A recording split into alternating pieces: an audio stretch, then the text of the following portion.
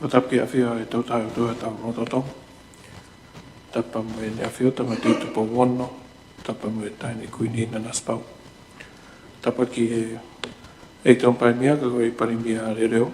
Kau mai hau iki minista. Tapa ko whawhong ka nopene. Tapa mo e whawhong ka kai. Hau iki koe tau asnita ane ku foto atu e pampogini ku ia pe diriu si o makatonga ngahi me akoni ane afi. Aku ke i he komikakato pe tau ngau ka mata he report koni o pat meni pe ko ngahi ngau koni e palimia hangi koni whamata atu o toloi ke toki mea mai whakakato he wika hau. Ai e hoko hake hangi pe ko ku hato wasnita a report e ton palimia. O hoko ko atoi pe.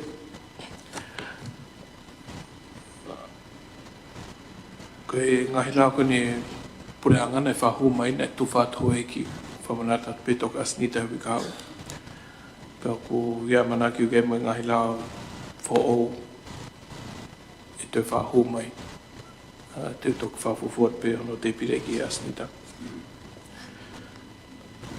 I he pompangini hoi ki ko kore at ke e ton paimia ke ripoti mai tōnga na ia i whatokanga tsunami ane awi. E me mai.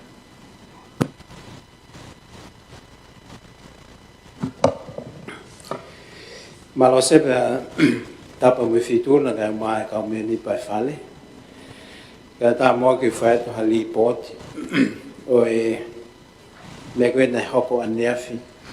Pe a fa hoko ai fa tonga tsunami ki tonga ni. I he tahawa wanima PM o e aho pule lulu tolu noa siulai wano wanima na ia ai mofui ke malohi au pito na hoko ia i he tawhaki whakahake mamaho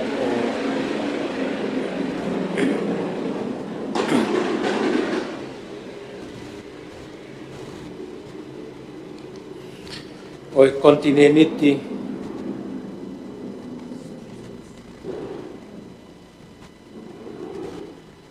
kontineniti Rusia. Pea i he tawhaaki ki he Oceani Pasifiki. Konga koe ni koe konga peia ai ngaue ai ngahi peleti koe ia i he Pasifiki. Pea koe peleti koe ia i he Pasifiki. O ku unu whakahake o whetaulaki ia ma me peleti o ku tuu ai a kontineniti Rusia. Pea hoko ai e whepaki koe ni o iai ai mofuike. Nai hoko i he mātai ni koe ni. Ai koe mālohi o mofuike, koe walu poine fitu. Pea nani whakatupunga a e tsunami, peau. Nai au he mita e nima pe koe fute e taha ono.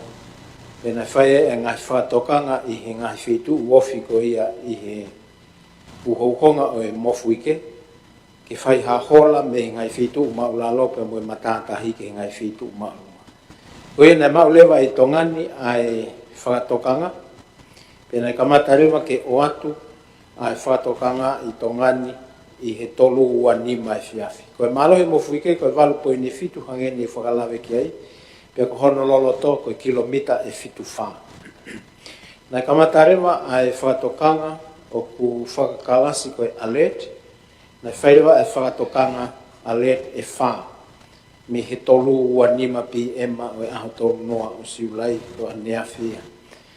Pea me he fitu na e o atu ai pea mo e whakatokanga warning e nima. Ene au mai ki he taha o atu a po ane po na e cancel lewa ai ngahi whakatokanga. Koe maulunga o e peau na e whai ake e whakatokanga na au mai ki ho tau potu tahi mo tau ngahi matawhanga. Koe waha o e sentimita e tolu noa ki he mita e taha. Pei he report wha mui taha ki mua pia cancel ai whakatokanga na ea umai ki he wahe whanua niwa o e ongo niwa o sentimita e tolu noa. Pea koe report i me he wahe whanua niwa ongo niwa koe matawhanga pena e asi ai ki piau koe sentimita e tolu noa. ko vavau hapai tonga tapu mo e ua na i sentimita pe e nima ki he hongo fulu. Ina ya umai ki he hoko totono e tahawa ni po.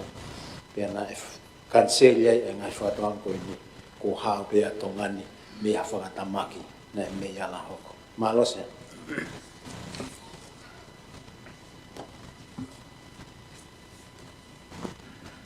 Malo, hoi ki mopa o ritiu ki he komikakato o whamanata atu pe ko e tau whoki mai i he wā nai ke mau teu ki he whawhihu i ka whawhongai hoi minista.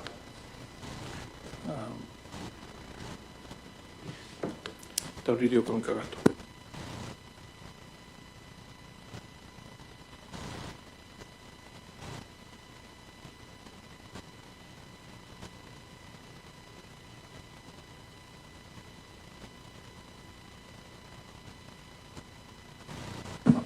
Apa ke pare mea leo mai o i komiti, apa te o i whanua, ka whanua kakai, ka te ki e kakai whanua, pe ka te moto ka ngawe, palo mo lau mari, tau tutu kwa nyasi, tau whalala pe ke ki, tau whakwai pongpongin, tau whanua kotoa, e mea mai e pare mea leo, a koe anga e tau ngawe, mai pe taimi te tau kakat, pe taimi te tau half day ai.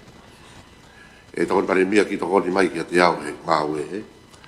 Pau te mea i whakasenita, lo au pito. E whatonga he taimini koe tau, koe tipe i ti, me koe whituna pe ke whamatala, kona sepe koe tau pālo ti. A ko kore tu pe hufanga e ko si sukaisi, e ki holo i pe ho whakamatala, ka tau unu ke wawe e tau ngāwe. Koe ngāwe was mau, toi tūtoni mau pe, koe whituna peke mau pe ho ungai whakamatala ka tau maunu atu. Ka tau hoko atu i on patsmeni. Koe uloto ke tari on patsmeni, whalo ke kei. I o kia mai. Ko ki whehu i bea koe. Mea mai ni saa polis. Ha uhi ngā loto o mai e o report whata uki whareni. Ka pau o ke mea mai koe ke whakangatanga tane tala mai. O kore ke whituna, hauka te tau ngāwe e. Tok whenui ke sea, o te tau whenui me koe ka te au ai ngāwe ke tau lā mai. I kai ko e ke pega pa ha uhi ngā loto o mai ke whareni.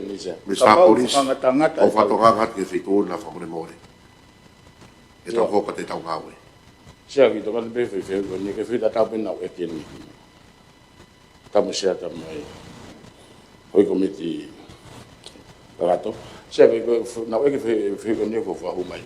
Tari ko na mai report ni mai e kure anga whare area. Ka hoi ko resources mga hinga o e pe ke whare. Pau mahino ke matmanse. Malo. Hoka tu e tōre pare mea. Malose.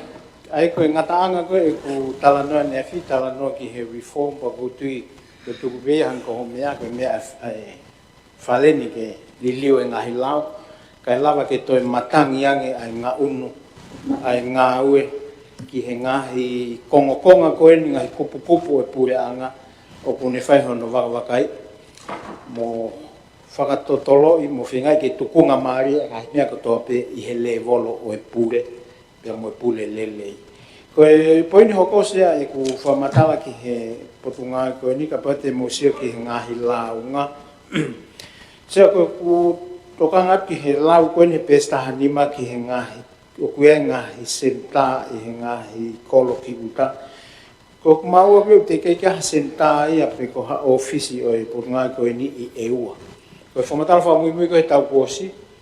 Na e pehe e sea ko haapai pe nai pe mo koe ko haapai o kai ke kaua e ua mo yongo niwa i whotua i ha office ko uhinga i whakatanoa koe ni koe ko office lahi u tu e whetu e kai ke lava o umofua kakai e ki ai o tu e whunga wakaua e whalei e loto nuku alofa pa e kiukumia ka ku mahuinga fui palani koe ni ke au ki kakai pe aha ki office o ka tau enia me potunga sa vease o whamalo ke po ke minista koe ni he ni loto toke ai ha office ai e ua koe ni toki i au e koe ke uma ke hongo niwa pe whi maha office ki ai ka ke a whainga whai whatongia pe he nia o te ke umau e ko ha office pe he koe mea pe ko umau na a ahiangi kau ngā ue pe a whai tala mahaki ki ai ai kakai ki ngai mea na to kang ki kakai outreach officer ko ni fu fi mau lahi ka nge ko kala no ane nai o hange e he ki he holo ai kakai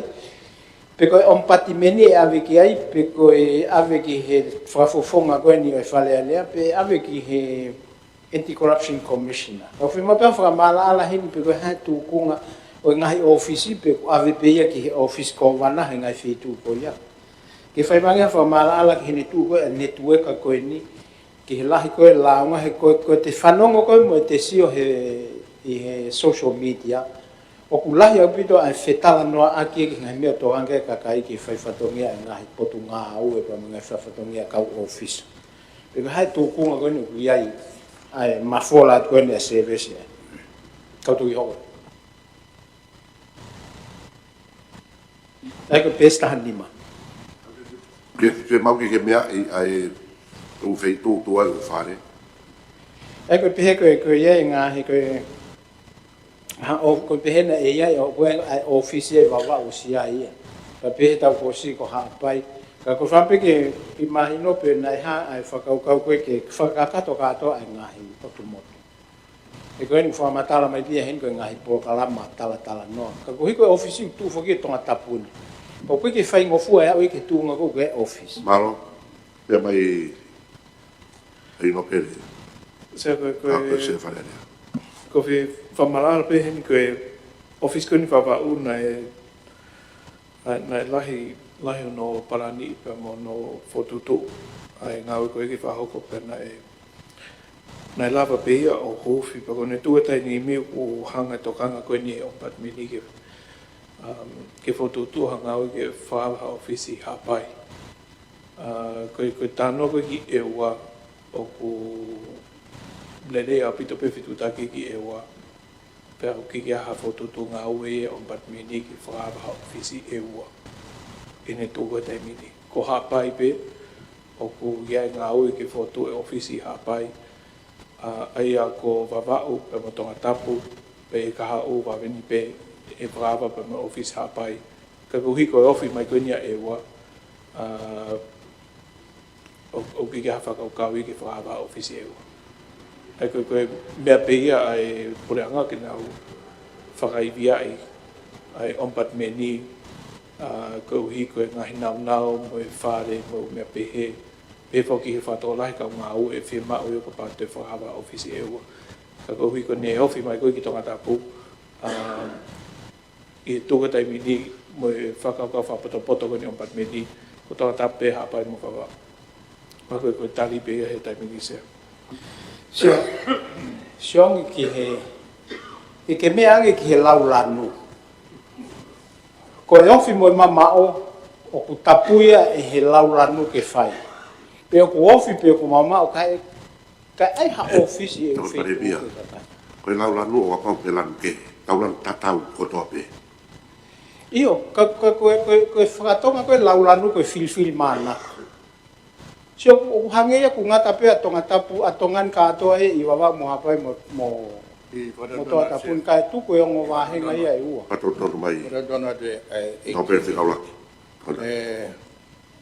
Tongan pare mia o tonga. Na ko kore pe ho fanga. Sea. Na e taha pe tonga ia mo e ua. Pe whai mai e whiri koe ni pe whamawahe i atu. O hoko rewa whonga mawahe rewa e ua pe mei tonga tapu.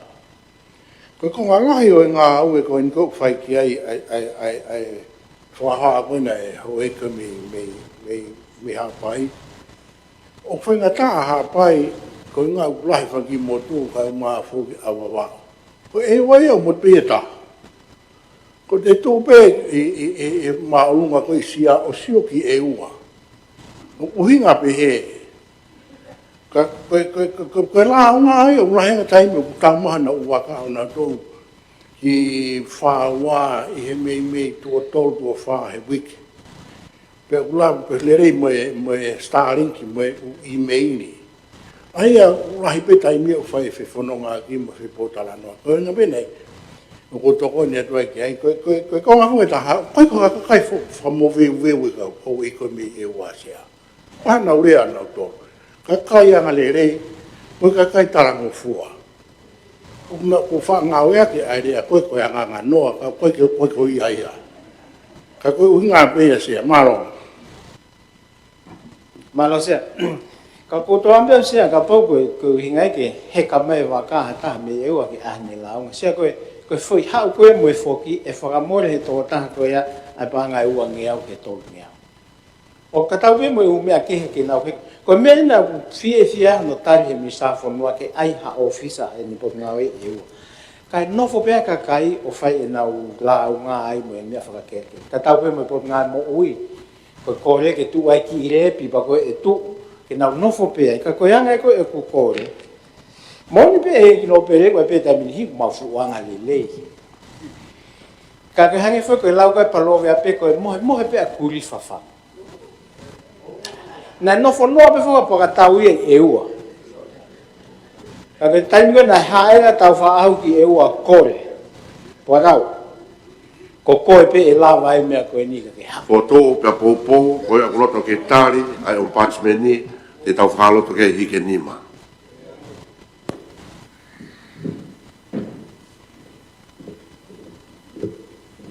Siol kaya saso marentu si lentei, mai tayon, seventim tau mo ua, i ko sa taka, mo are nuk.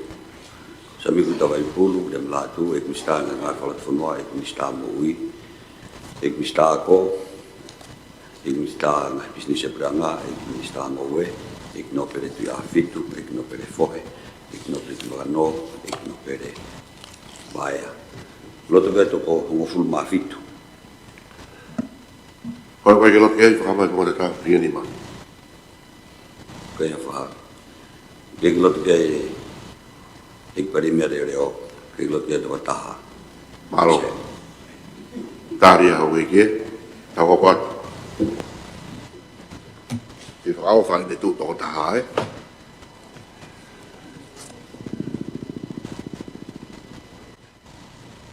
Komsoni ke mawa ngai wa tonga, e tau ku ngata ki atou noa sune, wa noa wa tolu.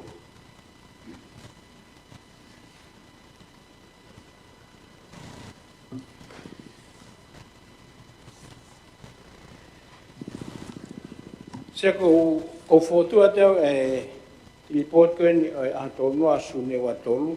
Ke tāria he kua e report wha mui mui taha e hoko at pe ai koe wa tolu wa wha ke nofo e tau toka ngā tau tolu. Ka kia pia hau ki whakamatanga.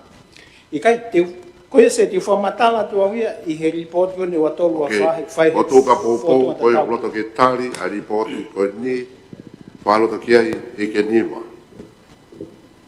Siol ka saso marentu si lentei, mai tayon seventim tau mo ua, i ko sa taka mo are tunuku, sa miku tawai pulu, dem latu, ek mista nga ngā whalat whanua, ek mista mo ui, ek pari mea leo reo, ek mista ako, ek mista whatawaki, ek mista nga bisnis e pranga, ek mista mo ue, ek no pere pia hitu, ek no pere fohe, ek no pere te wakano, ek no pere paea. Loto ke toko hongo fulu mahiwa. Koe koe ke loto ke whamai, hike nima. O te tau. Kaya whahalo to pehe se. Wha poin tā, poin wha, poin tolu whamare more, komsoni mawa ngai wa tonga, wa noa wa tolu, wa noa wa wha. Rea pai, Malo sia. rai mea reo tonga. Koe report koe ni sia ko watu e ni koe report e nga pate mausiho pe ko hono whakalea. Koe komsoni mau anga iwi atonga. Aia o ku hinga ai whakalea koe ni he koe hiku lonotonga whai ai hiki. Hiki me he, mea koe he taimini koe komsoni uhila. Ke hiki ki he komsoni mau anga iwi atonga. Aia ko hono tau muasea ke whakatahataha'i ai ngahi mau anga iwi ke i he malu pe ha komisoni pe taha. Aia koe whakalea ia o e ripoti koe o mai me komisoni mau anga iwi atonga. Ka o whaitua ki tala no he report koe ni koe hiku mahu inga. Ai ngahi mea koe ni o kui loto. E koe mea koe ni o mau loto ngai ai, koe mau whenga ke iai hakau komisiona ke tu maa. I he konga koe ia te mau tuuaki ai ngahi lakanga komisiona, ke mau hankau komisiona o kunau lava o whaifatongia le lei. Au mea pe feituna ai whakalea wha tapu he whalene ai reform pe koe ngahi liliu whai he pulean koe ni ke o mai ha fit and proper person ki he ngahi lakanga o poate ngahi poate e puleanga koe ngahi business koe ngahi komisoni ke naulawa whakahoko ai ngahi whatongia weni pa ku hangatu ai o tunga meiteki Kalunga ki teu pe urangi pe ik pare mea leo. Kada bi ai ko ek mista banga leo. Wa pe ka to ho te pe wa. Electoral Commission for work Electricity Commission anda mista banga ai mai noi ko mista banga leo. Pa boy wa be yo me ago ne to go si ange pe to aki ko o ko ai fa o fatongia ai ka tare kita o poate uhila ai poate Electoral Commission ai to me aki koia sia ko kolpe mo ke tu ko no mio i pe he malanga lo tonga le he e ma fe e ke fa e ma ka pe ka ke to o ha ke o me na ke me aki pare me le na ke pe hata ha fe unga ai ko ke sia ko konga ni policia ni puleanga ke ke ka o policia e me na ke me aki o swa hoko ia e tu ko si o la lo o swa hoko ia e he minister ke he ngahi business liliu e ngahi mela ai hokat ki he level ko komsoni ko me komsoni ta hete ma fotu ko komson ke communication ko fe ta tau me ta Hokatu wa ka go vi kai ko toka nga we se o te tokanga ke ne mea na kona kuna ne lo tonga le he na fa ke mea mai pe e fai reform liliu ia e mai ai ko reform ko ia e pare me le na kai ko nga na ke to me aki pe ko hinga ia ku ke pe me mista ngai business ko Electricity Commission ia anda mista pa nga pa ko hinga ke o foto tu le na ke fai aki o ko hange ke tamai ko ta tau e ka me mi pa ta mi o ke ai ke tuaki ke ai ha ka utare ki ta fo se ko hinga pe na ko mimi o ko hinki ai ko me ape la ne fanongo pe ka me agulava ke ne mimi o tu me a ke olunga mio me e fai ma ke e ma lo tonga le e ma ku ne mimi o ha ke le e fai ma tu ta ta no ta na ka ki tu ta ku mo e ku malanga ke fai mo lo afo ki sia ko ne malo che mo ko ma ri malo pare me le ai malanga se ko me ko no fai ke tala no ai ko policia pure anga ki he fenga i ke pule i le e nga fatongia mo nga ngau e pule a ko ke uhinga ye ka ta uhinga ye ke nga fonga ke fa ho ke tau ngau ai ko ni ko fa matala tu se ka ho ko ba te mo me ke pesta fa o i reporti o ku ha e nga fatongia ma ho inga pati to pe ko nga fatongia ko ia ai kono whakapapau e malu mo e ala totongi mo e malu i mauanga uhila lolo kasa mauanga iwi mo hangahi mauanga iwi kehe e pueala. Ko whamorama pei toa tapol ko malanga koe ni koe energy, koe electricity. Energy iau ki he poru ngā ui. mea whalu whope o te ke patau taha whamore more mea mai pe ki e tamako whakatoa o ku te ke au ke Energy Commission ai reporti ko ni ke mea i pe kata ki pe ko luat le Electricity Commission pe to ki transition ke Energy Commission hange u ke mea i pe ko so inga pe ko lolo tonga ni ko lolo tonga ni ko atu mea ko ni me komson mau anga iwi ko komson uhila ko mea ko tua kai ko o faete malanga pero pa ko mea mista pa anga ko pare mea le ko pa anga u he pare mea pa ko tai ko le oi pa ko hinga ko malanga I kai ko hinga fo ko le pehe o me a mai mua ka mau whanongo me a ai ko ulu aki ke whapapa e malu ai ko safety affordability mo security ko mea mahu inga e pa ko tahe ngai uhinga e alu ai ngau ko ni ke komisomi ko hono wa ko hono pulei ai totongi mo tuunga lelei o ngahi koloa pa mo ngahi ngau e sektor mau angai ai ko mahu inga au pito ke whakataha-tahai ai ngahi konga o mea kui ko mau angaivi o kawai ai lolo mo e kasa pia mo uhila pia mo mau angaivi o ku mau ko ni mehe ivi o natula ai ko ngahi mea ko ia o whakaarmo i komsoni ke ai komsoni ko ni ufai ki ai whakahangahanga ke unu ki ai ke ne ma o sia ngai me ko ni o ka wai pa mo totongi ko o e ivi he ko he fito ka ki he ahoni ai ma o e ivi i hono totongi ko hinga ko kai ke fai nga ko ni ke fa ta ta ki a fitu o e taha ai ma o anga ivi ka lava pule lele sia ko fatongi ko sonia ko ni te ne hanga o pule ai ko regulate ko fatongi mi sa e to o le vai o no foia ke ne siofi pe ke ne hanga pe o fotu ani hanga tupuange ai kau commission pe ko hono wa ke ne toki fai pe hatala fatongia ki he nga sino pe ka bali mo se ki he pe si tahano o fahama hen e palo pale mai ai komsoni pe mo kau taha uhila i he ngahi mea pe o kai ke whai hatala noa lelei ki ai kai lama o ilo i lelei e he komsoni ai ngahi ngāue ki hono tupu atu o e iwi e he mau anga iwi ko tau tonga lele ake he taimini ko e iwi ko e uhina. Pa koe e tala noa ai ki he i kai ke whiongo o ngoi ai uhila pe mo e komsoni i he mea koe whakahoko koe e he potu ngāue uhila pe ko ti tonga pāo. A koe whakaamu he kahau he taimi e kāto ai ai ngāwe koe ni ke komsoni o ku whai ai ai whiongo ngoi. Whiongo ngoi i he lolo, whiongo ngoi i he kasa, whiongo ngoi i he uhila. He koe ngai mea koe ni una whikakauka. Whakataha pa mo ngai mau anga iwi me natula. I he pesta havalu ke tahiwa e sea o koe ai pa mo e ngahi mea ai koe ngahi tau mua ngāwe. Pa koe ni ulotonga ngāwe ke pure anga uluaki Kawate mo mea hifo e pesta havalu konga ulu aki ai whakaamu koe ke maa ai totongi. Ai totongi koe. Koe ahon sea ku o si ai tokoni whai ki he kau mau uhila he taimini.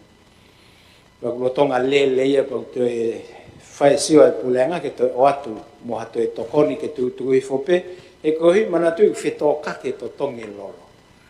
Pe o atu lewa hato e tokoni ke ni hanga pe o ki puke hifo pe ki he mea na whai ki e tokoni ki mua ka seni te fitu noa ki he uniti. Ko hono wa se a koe foke ai kau power producer ko kau independent power producer ai kuna i he tawhaaki koe ni o e iwi me natula. Wa kui ai whakaamu ke whai hanga ue whakataha mo ki nau tolu koe hae whakapoto taha ke whakalele aki e tau uhila mo whai hatokoni i hono puke hifo o e totongi o e uhila ki lalo ma ai kau ma o uhila. Pa koe whatongia e komsoni koe ni ke whai hasio ki ai whotutu lelei o pau whimau ki ai hangahi tokoni me koe subsidi pe a whai. Se au koe mea heni o ku haa mai hanga o talano nenai o hange o ku me pang pe ko ngai ke lea ko laulanu pe ko fi mana ko ka ku haia i whakatata i taim ko tau alwai mo service. Ani tu ko ke taim mini ko tonga tapuni o ko subsidi o tau wangi da to ke ka ma uhila tonga tapuni. Ka ko se fanki mau anga uhila i he otumotu ko hapai mo vava. O ku nau totongi na to le totongi o ku o lunga ia. Ai panga taha mo se ni te ngai motu. Ko hono uhinga koe tāna ki hapaanga ke whai aki hono tauhi. Pea i hea ahina mau whahi ko ngaula ke tau ni o mahino maia. O ku tauhanga tau toluia o tuku ke hei ki nau tolu. Pea haa mai o ku ngari o tauhanga tau toluia tuku hifo ki nau tolu. Pe tuku whakatafa aki nau tolu ia. I he ngāwe koe ni whai koe ngāwe koe subsidi. O koe ngahi mote nihi nai whikai kakai nau tutoki pātase te ni manoa. Fulahi tu hifo pa ta se te hongo fun pe fai atu e kai ki lava tāna ki tu tu hifo pe ke pa anga ta o pe e ngai koloni ku e vai pe ke piki me ke poate vai o ku tāna ki me ngai mita ngai api o te mini wa te ke tāna ki ko ke life ai ko me ta tau ku fima o ku fima se kada ki e ke pe ke pare mia leo kada ke pare mia leo o ku kau ai totongu hila ko ni o motu i pai fatongia ya ki ai commission ni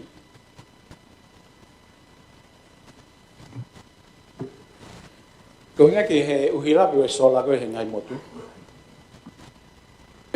o kau pe kai ai mea kona ke mea ki ai totong ko ne fangi motu e wila o ku ka ia anta electoral commission ko ni ko mea ko mini kritia ngahi motu ia se nei o ku i he poto ngā we pa mo fangi motu ke set up e na umia na tu ku ko cooperative vea se ku ko tari tari ho ko ko nga pe ai pe ke foki mai ke patongia o commission ko ne ku fa e mea aki kai ko hinga ko hang ko ai se hu yo ke tu ia me mo te ke a ke ngā ton pare mia te ke mato baula lo tari mai pe I o mo I kai ko ki kau ai kai hoka to maranga ko ngahi mea ia e fai ke fa ko commission ke ka ko fo ko mea ko tonga fo te ke fo tu e commission ke tu pe to ki fai ni fai tu ni ke ngahi mea ke pu ke ko mawa ngai ni ko mau tolu me motu ko sola ai na ko ke ko te hui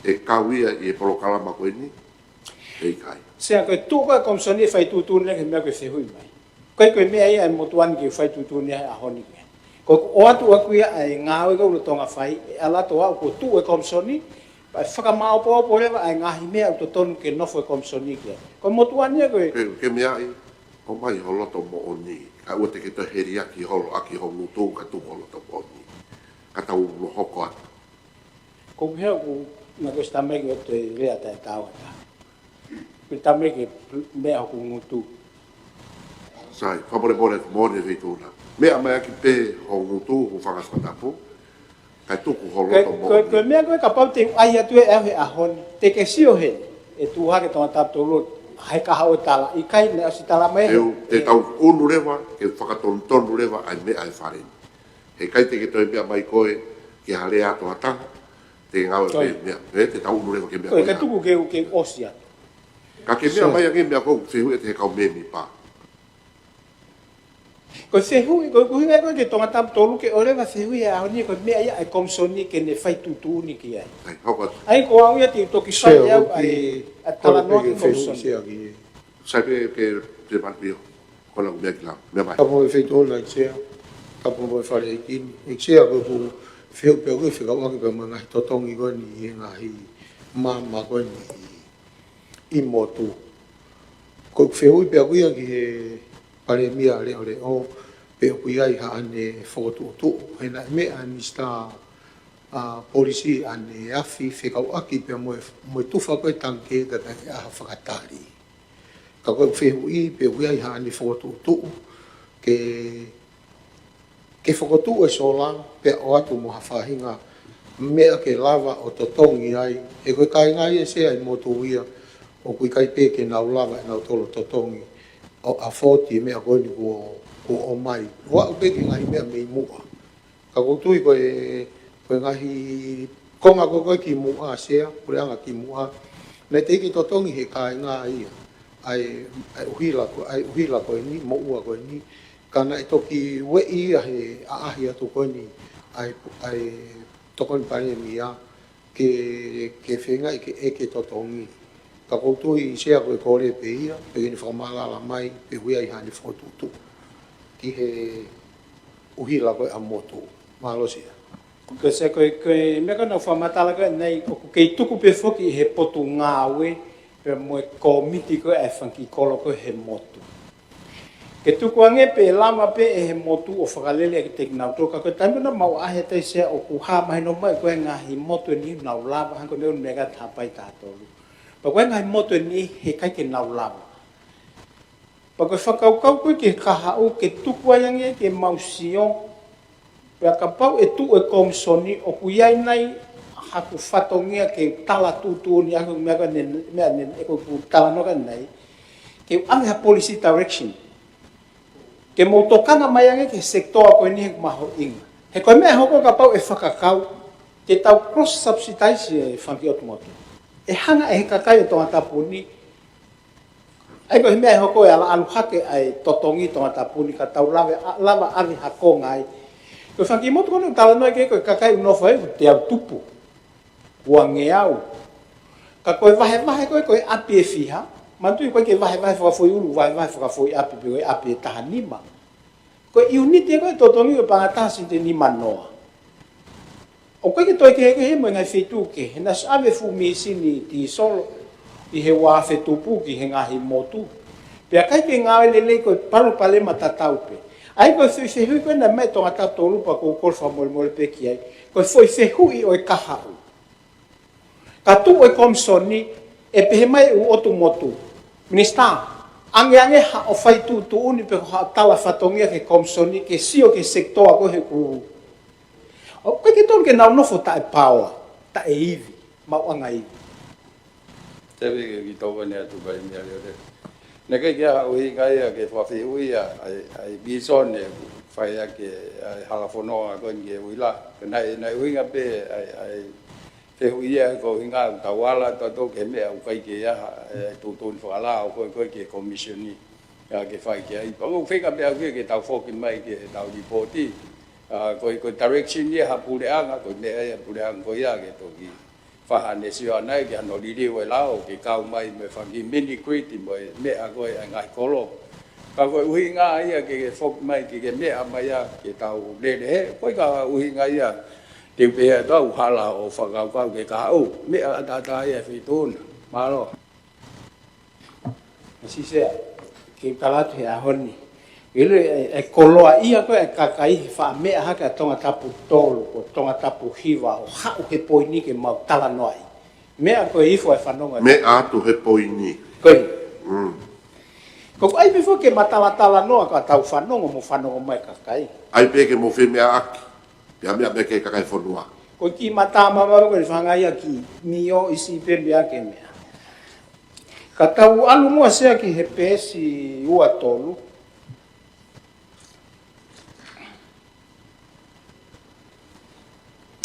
Koe pale malahi e ni o nofo he uhila. E koe pese te walu nima e tau mea o ku mau hau ia me misi. Ai koe niko whetakai ai e minister koe ni ki he public enterprise. He koe mea koe ni ki he uhila koe tau fui te fito ia. Koe tau whenga ke tāna ke tu ai iwi mei natula I he foi fektoa ko en I he kamata pe ko pala ni pe ke whakasisi tau ngā ke lolo he tene teke ki o lunga whakatoki ki lalo o hangeha tahi hou ai mea ko wiko totongu ila. Ka estepalaisi fefe o ai ke tu mau holo pehe mea tatau pe hange ko ngai whonua ue na mau angai vi o. O hinga fuke ai ke malu koe mau angai vi e sea. O mea I pito ngā taputolo. Energy security. Ka hoko ha whakatamaki mamani kai ke te hau ha wakalolo pea mau e tau misini uhila. Tia weilo pe mea hoko. Ai koe uhinga ia ai mea koe ni, ai maho inga I ripoti koe ni. He ko tau kei nofo pe tau. Tia ke mea I pe mea I hoko. Koe sea, ko ke mea I pe ai mea koe e hoko. Malo. Aia koe tau foi te fito en. Foi uho uho ngani o mea. O kutu o mai he tawha aki ai renew Apollo. Kone tu e kai mini tau ke wheinga ke na mari. Ke na wheo na kau ngā mea ki hono ave e tau mea ki he tu unga o kumalu. Ka kai ke lere fumisi ni ulau tau lere he sola mo hivyo na. Kata koe pare mea reo reo. Hoki wheo I tue he mea koe ne komsoni. Maria vita o mea. Ka koku whehui.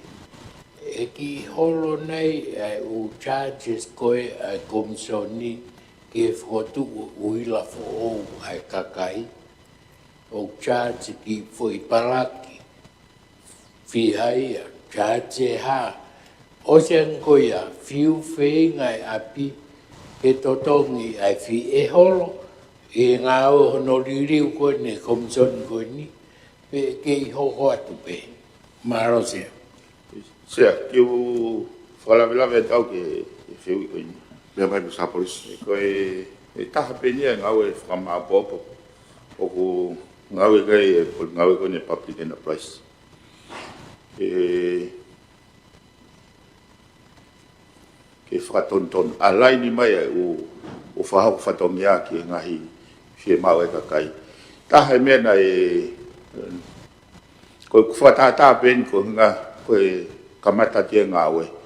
Nai ngāwe aki he pua te uhila ia Ka iai ha api o ki tu uia ma mao ia me he kolo tau pepe foi mita e ua nge au. E whekau lewa e api a koe ake nau totongi e pou mo e waea mo no taki o au kono api. Pea ka pau i toki o mai haka kai fo o uia no fwai. Pa koe ke nau te totongi nau tolu. Ai kau e ngai mea ko o siriliu e polisi. Koe mea peu totongi he kakai ai afe pe ko nau api. Ko no whakatoka koe infrastructure. Whakatoka o koe whatongi ai o poate. Ai koe ngahi ngā unuia ke whakasisi o hange koe o kumone o pito e ngahi whi nei apply he electricity commission sia he taimu fotua hafo. Nei ki mamafa heanga e ongo e kakaipa mo e kau ku whatahataha i mai whakenia ki he mau anga iwi. Ka koe mea ngone ko hake koni he tokan pare mea ke hoka te au ki ai he pesi ua tolu e ne pehe koe mau anga iwi whakamamafa tahai whanuani koe lolo. Pese te walu nema. He nea o mai koni ki ua tolu ua wha. Koe hangega te au na iai ngahi i renewable energy for all na tānaki mai kau o me mea o peke pese te e ua noa whakatoa i wika. Sea koe kau e ngau e whamako. Minister kau te whehu i atu e. I mea koe i Sanga Police. Koe o charges koe ai komison uhila o totongi e tonga paoa. Ai ku alu katoa ai i totongi uhila koe kakai. O kulava o tukutuku hifo moia, ko hui o kutoi ka venga ia e kakai i ngai totongi koia, maro. I o mone o pito a wawal tahanima, koe isi o motu a benia sea. Koe i wira pena ne whai ha mea kia hi taimna i e pure anga ai. Ka koe u isi o koe ni o maungau mai to kia sea. Koe ngau sea ki motu a pe koe fo koe mea whahoko mai a honi, o whai e ririu. O koe mea e ko whehu i ai. O koe ki whi mau ke toi tā mai pe nai whe asione. Ko mere o whai hanga au e ke mea ko whai ke ai tokanga. Maro sea. Koe o mau ngai a pēo he mau ngai a wa tāne mai si uka ni sea. Ka kumoni a pito ia. Koe tū motua o kuto e silini me he totongi uhila kakai o awe ke whakapaanga ke ai komisiona uhila. Ka koe nu ko si tari he wafe wataha e lao ke whotu e energy sector he malumalu kone e meiteki. Ia ko e iai e whotu utu ke whakangata ai ho i whonga ngā ue ko ia. Ka lawa ke whakamaapopo. Sea koe wakai koe motuani lahi au pito e kau IPP, ai wugui koe independent power producer. Lahi au pito e nau fie mao ke nau o mai o invest i he renewable energy. Koe palparema koe ki he whaitutoni o kou wheao moia ka moe kabineti hao ni. Te kei ke lava he ngahi whakamatala me ngahi sektoa taha koe ni. Ange koe energy sector, ange koe utilities e TPL koe meiteki. Ke nau whakamaapopo mai te watu whanata koe nisea. Ka pau koe fie mau uhila e kakato e fie mau uhila e whanuani. Pea whakalere ki e lolo. O ke lava he whamatala mau he office motuani. Pea koe hu mai fo i winte paini kona ni hanga o na tau whaka nei hufi he ni awhio he wike kōsi. O hu mai a to o konga whe. Pea tātānaki. Pea koe au he aho ni. Pea koe ngā. Te ke lava ia he office motuani o determine.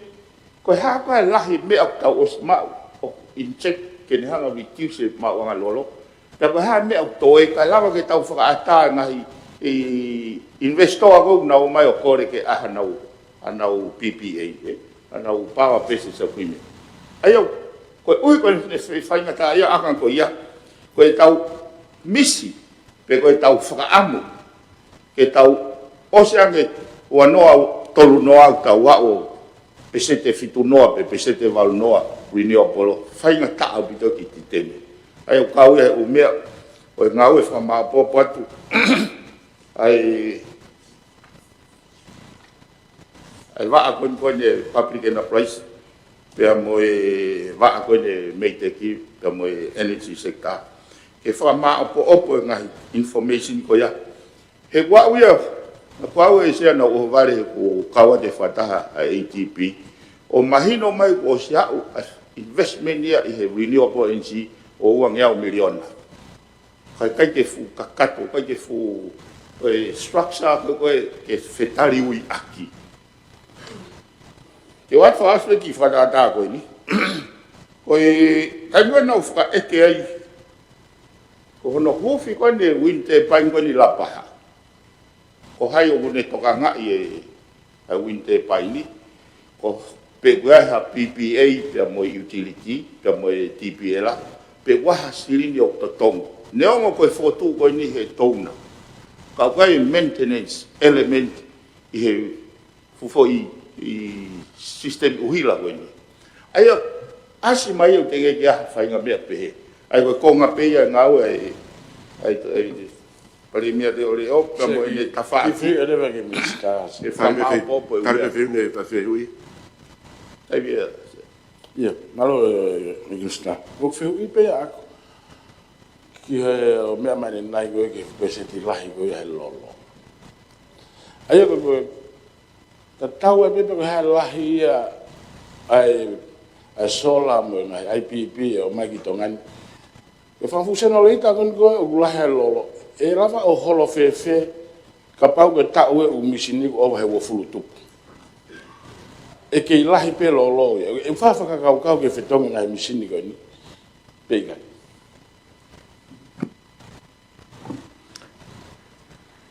Sea. Koe uhinga whoki whatara no aku ke lahi e lolo. Koe ngā koe ke lahi e whema uiwi. Ka pau e lava he renewable energy o toko e ai konga e whema uiwi e si ai whema e lolo. Ai koe ngai whakamatara ke whema o ku kei whema ke whakama opo. Ka koe ngāwe sea ke whengai. He ku mahino au pito ki he pare mea mo tōn pare mea pa mo preanga koe ni.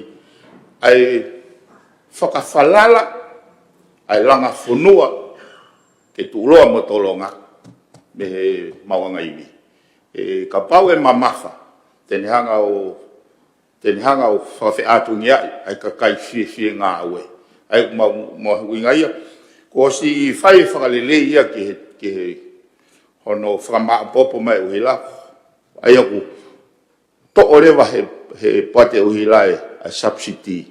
Na e hanga he pureanga o wahe e wha ua 0.5 million. Ke ne holoke ake mauanga uhila ka kai lalo wau ke te au ne manoa ai kilowate ke seni te fit noa. Pea koe ne au mai koe ke whamaa popo ke he ahula ko si ulai ko si holope. Aki hono whakamaa o popo e whakamore. Holo peo sen te whinoa, kai toi whemau kai subsidi. Ai au toi whairewa e tala noa e kabineti, ke sirini koe subsidi, pe toi lawa whakalahi atu aki, ki ngahi kau consumer toi owaha ke he te au ni manoa. Whakakatoa koe holo koe uhila, hono whakamaa popo pe sea whakamore, ne hola ke sen te tahaua, kamata ahaulaki.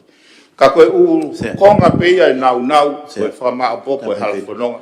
Eu kore bege mista ke ki feu bege fa mala per mai se. Io, lau mari bege. Tamu feito no se. Ke fa mana bege kau fa fofonga ko ua ai fiaf. Ko taimi tari feu i. Se ko kore bege. Ah, ia ka nai o se feu ia pa ka. Feu i ni taimi ko kakato. Feu i ai sia mo to kai mo to ai fiaf feu a. Feu i. Tapu e feito no se. Tapu mo e pare mia reo.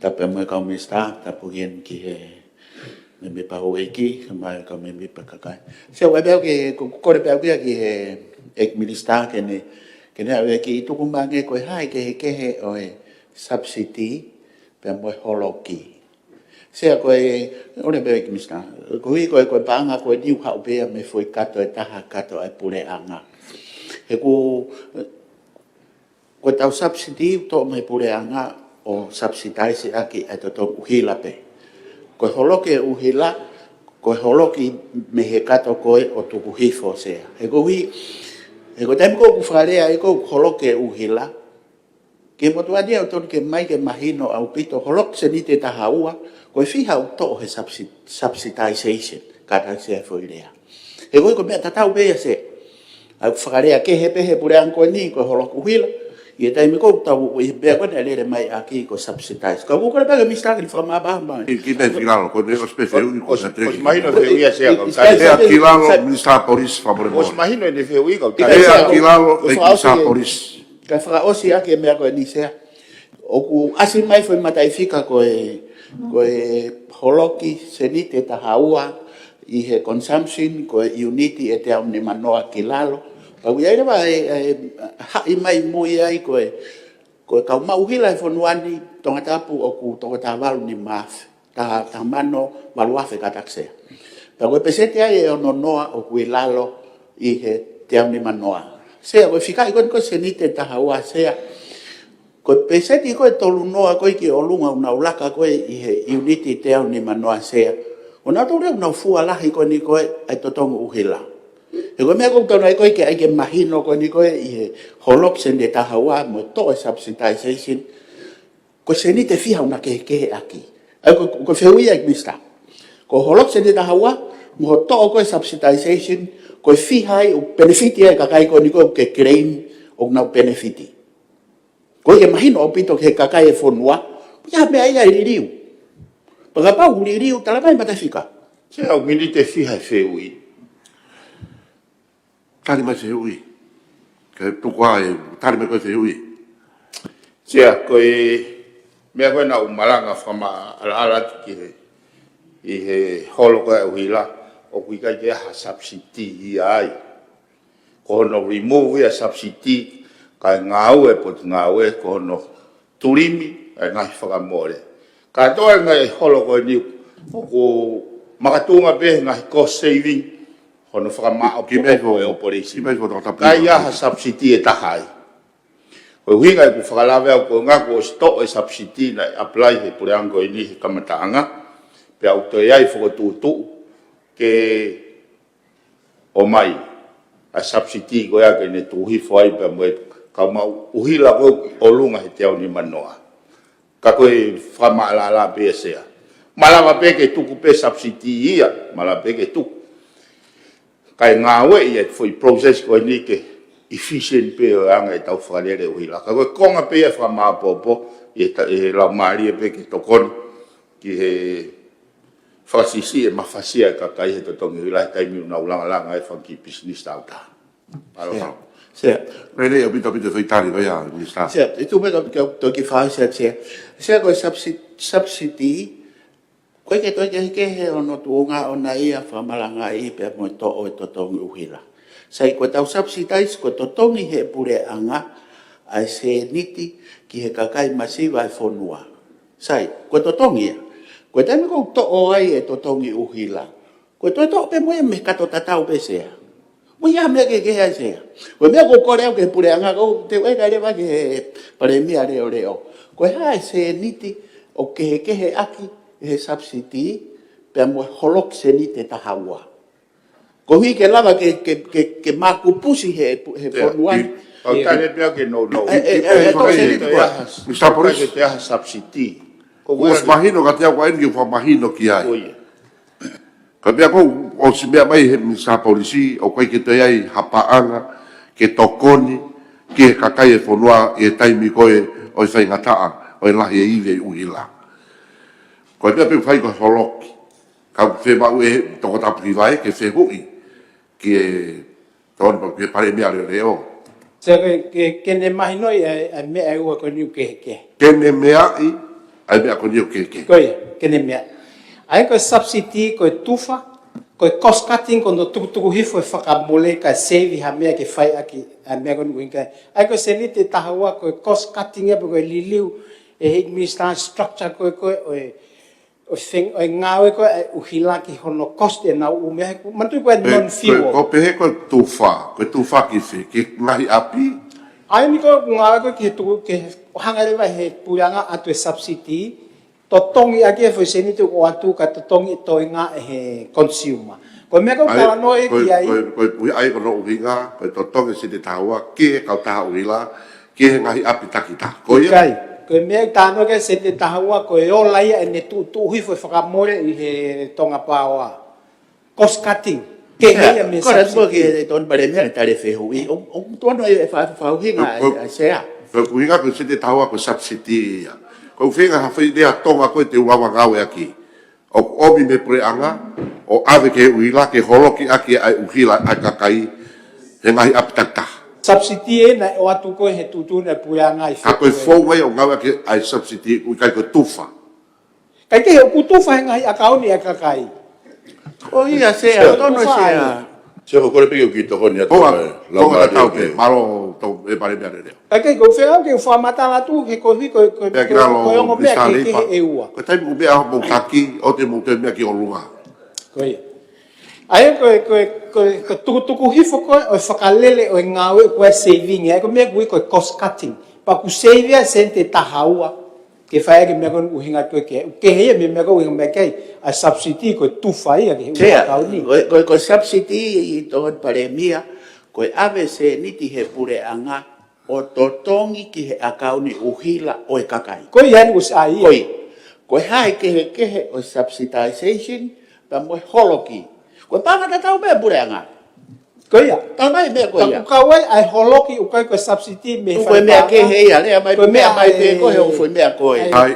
Ai misa me fai ki he akau ki he. O whenga pe ke whapapa wharere, mo tawa ka whapapa pe wharere. O e fu pehe ki he. E pege ki toko ni mahino ka te au e mea whihi ai a tonga tapuhiwa.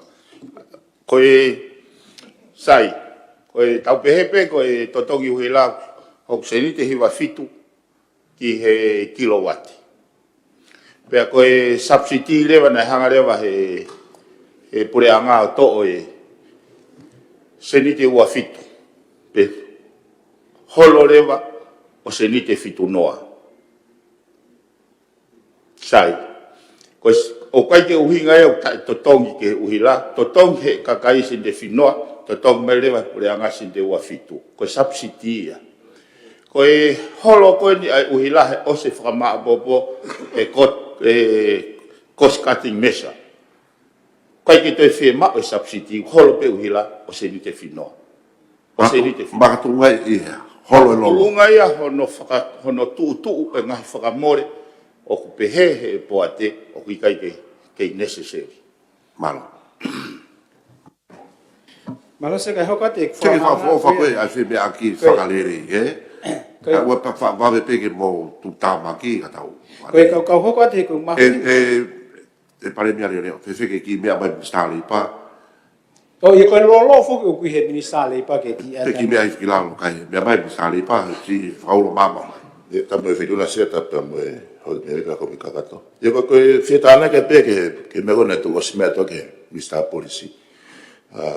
Mo mea i peta i wata mo moa uhilagu. O kwato e o mea ke he ua koe non-fuel component pa mo fuel component. Koe fuel component e ta nimi se te wha nima ke unity. Pa se lewa wha non-fuel. Au se lewa walu hiwa ke unity. Koe mea kona e meta ke misa polisi ko unga ke kai whakamore non-fuel component.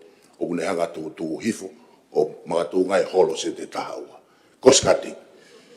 Koe taha e ngahi whototua pure anga, he koe tau lolo kamatai a pongpong, hiki e tau lolo. Tatau pe pensini ti solo. Pea koe tuu koe ke kahau, e toi hiki koe ngai pe koe ngai palparema, e tau e ngai whanua, umea pe whituna sea. Malo. Kala ki te mea kona i tau mea kia e misa.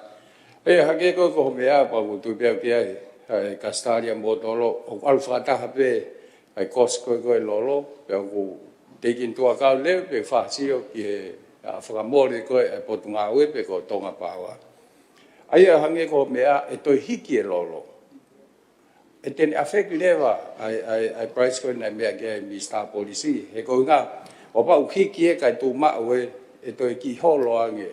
Ai tau pehepe ai holoki koe o uhila. E ka sai pe tok apai mea e mi star tok atu pe anai he ose e ua ke tok maa hati te lai he. Hoa pe ko result koe hiki koe o lolo. Because hane result ye tariff koe ai tonga pawa he hoko atu. Ka ko katak pe don parimia leo. Ko ibe ne ke pa hoko atu pe mua i komen pe mi te taha pe ua. O ngoni e mea na mea ke misa polisi ke he ke fehu ia pe ko alwe toko ni ko ha ene ola. Pe ko ha result me toko ni ko ni ke he win. E tau se ilo pe mea pe pari mea leo na de mea ke hofi ko ni winter pine ko ni fora e to ata puhiva ai mahu inga ko ni ke tau sio ke energy security ai na ke mea ki ai ko inga o paude va hikai ke mai lolo e lava pe he renewable energy pe ko ivi me la a mo wind o hoko atu pe e tau nga we ai o tu ya tau tu tau pe ki ai ako mea pe ni au kore hange ko mea na to ke vista pare mea leo ke ai ho bodi poti ke mau he misa ke ne mea ai tau mu ako ni tau ke ai ko ni renewable energy hange ko ya ko mea ko ye farawa ko ni commission ko ni o winter pine ko ni na fan e sia ina ko ki to ko ni pe ya mo po ki he renewable energy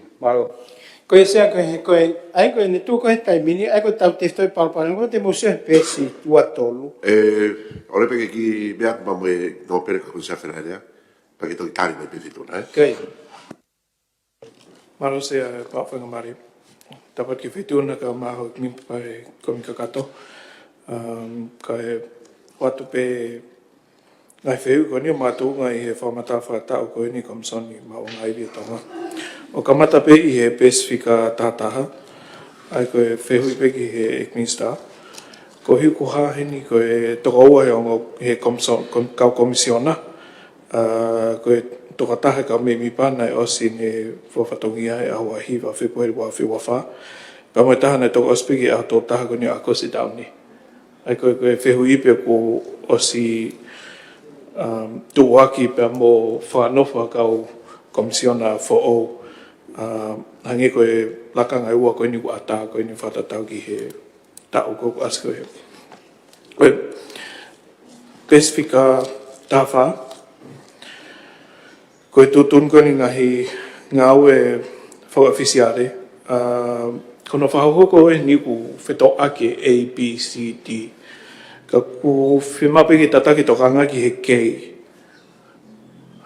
Aia koe purei ai totongi, mo e tūnga rei o ngahi koloa, mo e ngahi ngaue o e sektor ma o ngaiwi. Aia kono whare whakaparangi mahau te mahino ange ai ngahi mātunga koe ni au kaue ni he ngahi whatongia ai komisiona ki ono purei ai tariff. Pe koe totongi koe uhirau tukuat koe tonga pāua o mātunga he nau concessionaire agreement pe koe contract koe ni o whuaki i he komisiona ki he kautaha uhira. Ko whehui a koe ki he pure anga. Ko uhi ko ne tūko ni e taimi ni koe tarifi o ki ai konga koe non-fuel pe koe component koe ni ai totong uhira o kui kai ke makatuunga i he lolo koe o kune o tama mea i vi uhira. Pea moe fuel tariff.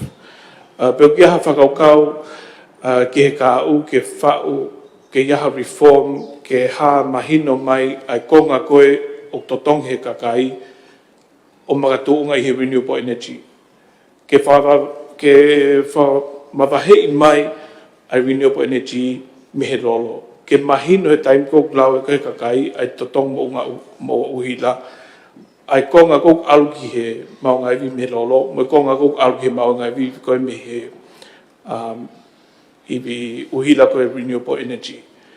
e ataki tu ange time go totonga uhila pe mahina ke kakai konga ko uhila o ke al ke lolo mo konga al ke lolo ma ke heia mi he non fuel tariff ai ko totongo al ke no whakarere ko ka tau uhila pe i time tau pe ma tonga ngahi totong uhila ko tau o ku ma ko to pore anga o ke me ko totong uhila time ko mama fa uhila pa mo me totong uhila time ko mama ai uhila ai o ke ai taimi o ko totong ko tarifi ange ko o totong mo uhila ko api ko usila pe o ke taimi o mama ai uhila ko uhi ko lahi ko ai vi ko ma me renewable energy pe o ke taimi mama fai ko inga o ku fafalala uhila ki lolo ai o fito aki o kiki to pe totong uhila pero tu to ni ki he ni I ko fa ngata I ko no to na mo uhila e te na lava leva o sio o te toki 54 mo ku sio TV mo ku ha ngau ke uhila he tango mama ai pero tango mama fai pa tamte leva o mama tamte TV pa ki ke charge telefoni mo me ko ia ka ko ne to te mini foi taha pe rate ai mama fa ke taha ko tope kai malava pe he maonga iwi ko ni komsona o tutun ke tonga pawa ke na ngau ke fonga mita ko ia ke tuke ai feinga ke holoki ai uira falu fua ke te tau lava pe ke holoki uira he time ko mama ai ke tokon ke kakai pe tau pe ko ka pau ko aho u tau monu ia ko ngau lahi la a pe havili vili e lahi le fala ai fa fala la uira ke bo ke uhila ko ma ko me he iwi whakanatula. Holo ki le vai uhila time ko ia. Ko ne ako ke po uri o ki te maha laa pa maha ku holo hifa le puhi ko ni havili. Tau whawharara le ki tiso hiki le vai ai totong uhila time ko ia. Ai ko variable pricing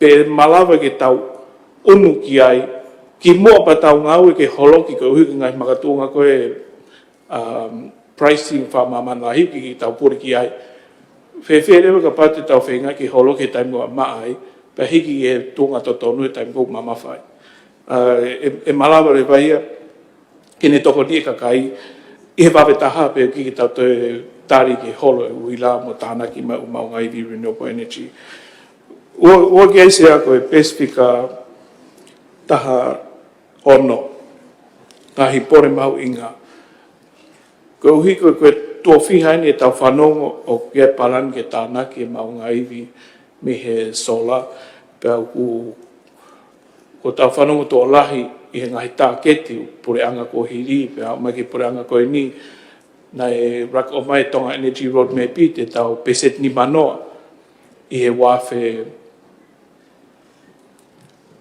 wanoa au main ke wafe wani ma tiki ke tau waf tau tori ke pesete ni manoa pe fe le va no holo ke uila ka pau ke tau waf tau tori ke ta ke ti ko ne ta talu hono tohu I mai me wafe wanoa pe ko ni ko hiki hake o pe te tau pesete fitu noa I he wafe wani ma gofu wani man tiki tau fa waf tau tori ni manoa ka ke tu pe ta ke ti fitu noa pe ke ma fa ame pure anga te tau ke pesete te au I he wafe tau noa mahalo. O hange ko more iwi koe ai foi tāketi. He tau hiki tāketi ka ki tau afta toki hono mau.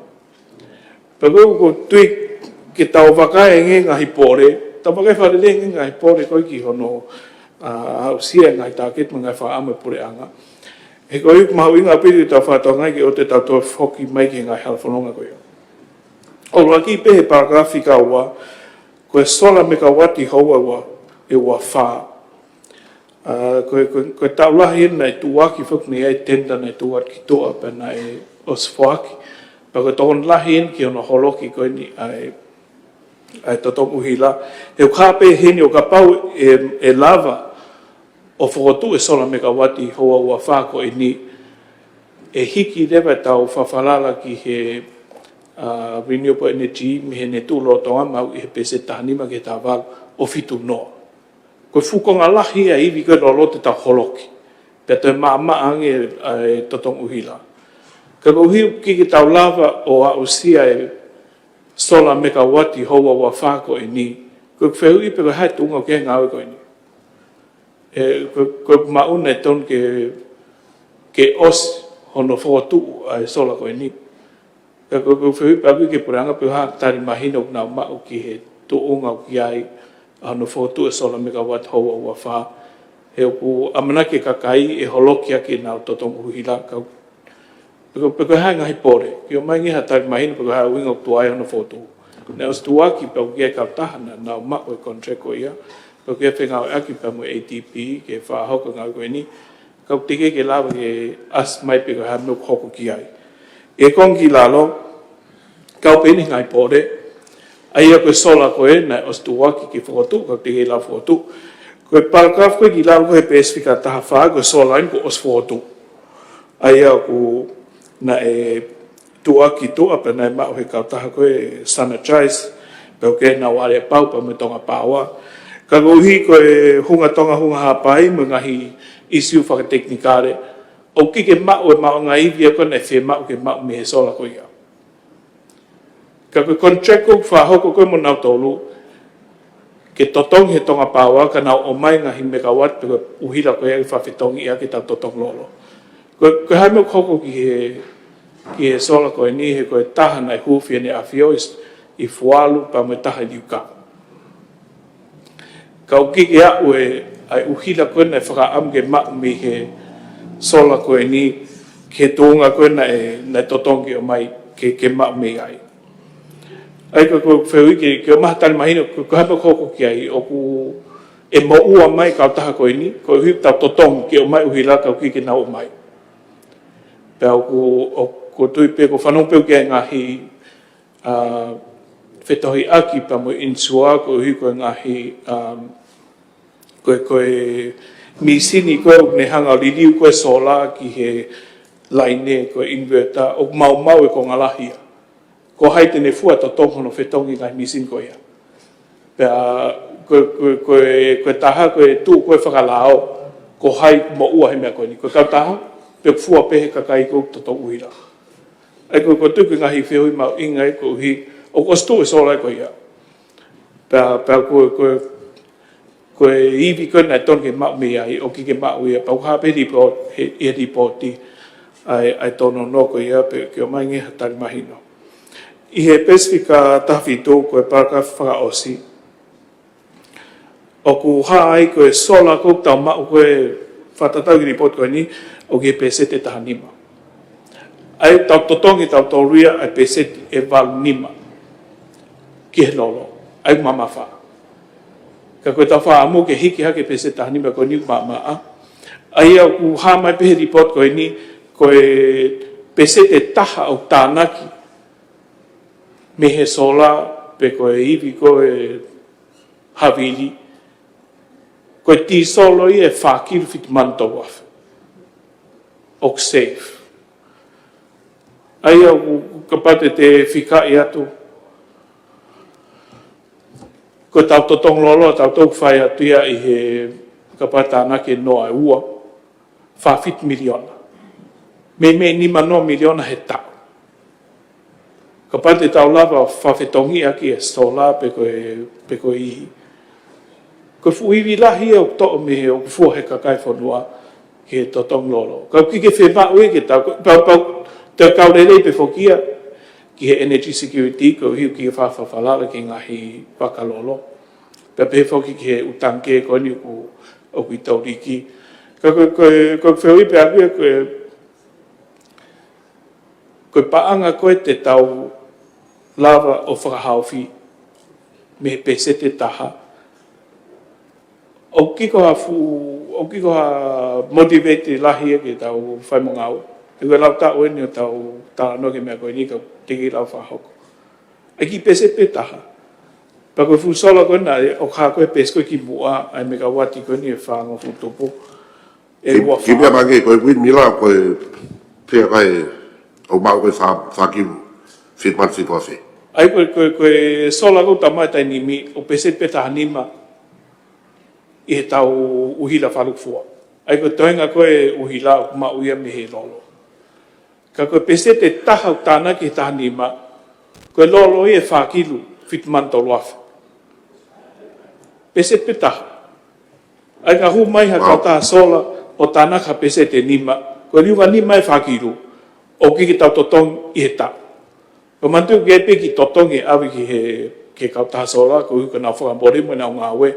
Kau oha ke he ni o kiki ha paanga vahe pau ki he maintenance, pe ko hono upkeep, tauhi ai ngahi asset mau inga koe ni hangi koe tapiri mo mea. Au ma ke he me ngai sola mo mao ngai ko fuaki tau taina mai me ngai tokon me muri. Me pure anga UAE, me pure anga Siaina, pure anga Siapani, Australia. Ka koe totong koku o ku malawa ke tau whahau i he tau ki he tau. O whafu o ha mai report ko ni ke whakil fit mano tolu afe ke peset pe ta. I he tau ki he tau. Tu ke he taim hike lolo, e malawa peke toi hike e foi fika kou blau whahau ki. Ego ke whehui pese apa ko o hake lewa tokanga ki he pes fika ua fitu, ko e fo e uhila me he lolo tisolo. E ku hape hini tāketi ku os fuhotu he komisiona, au ki ke whemau ke toi holo hifo i he kilowatt houa e whaa ki he lita. Au ki teknikarin se ka mau inga ko hi ko ngahi makatu o ngai ni o ku mamawhai uhila. Ko tāketi hini komisoni, ke oa toi si i hifo i e kilowatt houa e whaa ki he lita. Ai koe lita koe taha koe tisolo, o whemau ke o toi si hifo ai uhila kuma me ai i e kilowatt e whaa ki he houa. Se au hahene te pili au ki ke mauhat ai whikai koe ni. Os tōlalo pe ai whemau pe ko requirement os fail au pito pe ai tonga pāwai ine whatongia whatatau ki he whemau koe komisiona. Tutul mai komisiona, whimau ke oto e si i fo e wha. Te pire koe ni sea, i siulai ua whiwa tolu, whakato e tonga, 12.2 tol. I lalo ia he whimau koe wha. Sune ua whiwa wha, i eua, 12.2 tol. Tono no he wha. Koe whika koe niuk ne hanga tala mai, ai lahi koe uhila whimau ke mau mehelita pe, mehelita tisolo e taha. Ka pau ku malawa ke laka ai mahino ia o ku mau e value ke paanga kou totongi. Ai tau totongi tau tolo e lita taha, kau ki ke mau uhila whi mau ke mau me lita taha. I lalo ia ai. Uwhi ka penu o mahi komisoni hensea. Kau wheu i koe hai ngau pure anga pa mai komisiona ki he tonga pāua ke oha ke whika koe ni ke mau e minimum standard. Totongi he kakai whanua taim kou ku tau installa e palaki kotoa pe koe wae mo mea ke mau e minimum standard ai safety mo mea koe malu ai uhila e u api tau totongi uhila ki ke mau minimum mea uhila whe mau i he lita da se koe pes fika wanima koe fuel efficiency kapag uhila mau e lita taha ke kau consumer ko efficiency en ko ni au tisolo ko au misin tisolo ko mau he tonga paua ko uhinga ni mau la lai se ko hi ku lalo au pito pe ia i he taketi ko fe ma o ke lita ko fa ai ko fe ko ha uhinga ku mau la lai i he taketi ko ia ko hi motu au misin ni se hangi ko na so haki ko ka fa fonga ai au ku ki tau fe tu hifo ai ni ko no fo fatongia ko ki moa ka mahino mai heni na ki ke hapalania ke fetongi ngai misini ke taimi ke mau minimum standard ko fe mau komison uhila ai kilowatt hour e fa ke lita e taha ai au tatau pe ai fe mau ko ki he sola mo fe mau ko ki he umisin ko fa fala ko ki solo fe mau missing for all years ya ai go foto beni go fa ka ka ki he hoi preanga pe ko ha e nau palani ki he kahau, pe te tau lele peheni o non-comply ai tonga paua ki he komisiona. Pe koe tau holo ki hifo stenteti ke comply aha fo i mea taha, ka tau focus pe tau hanga taha pe ki he sola. Kau tau fail, kau tau tono no i he tau whatongia, i he tawhake sola ki he matakit ko ia, pa mo tawhake lolo ki he matakit ko ia. Ki ku tā noa au ki he mamawhai lolo, ki ha tau mawhai tātou ki tau hiki pe tū hifo, ai mahau inga lolo, koe mea ia ai uwhonua lalahi, nau o mai lolo ki tongan.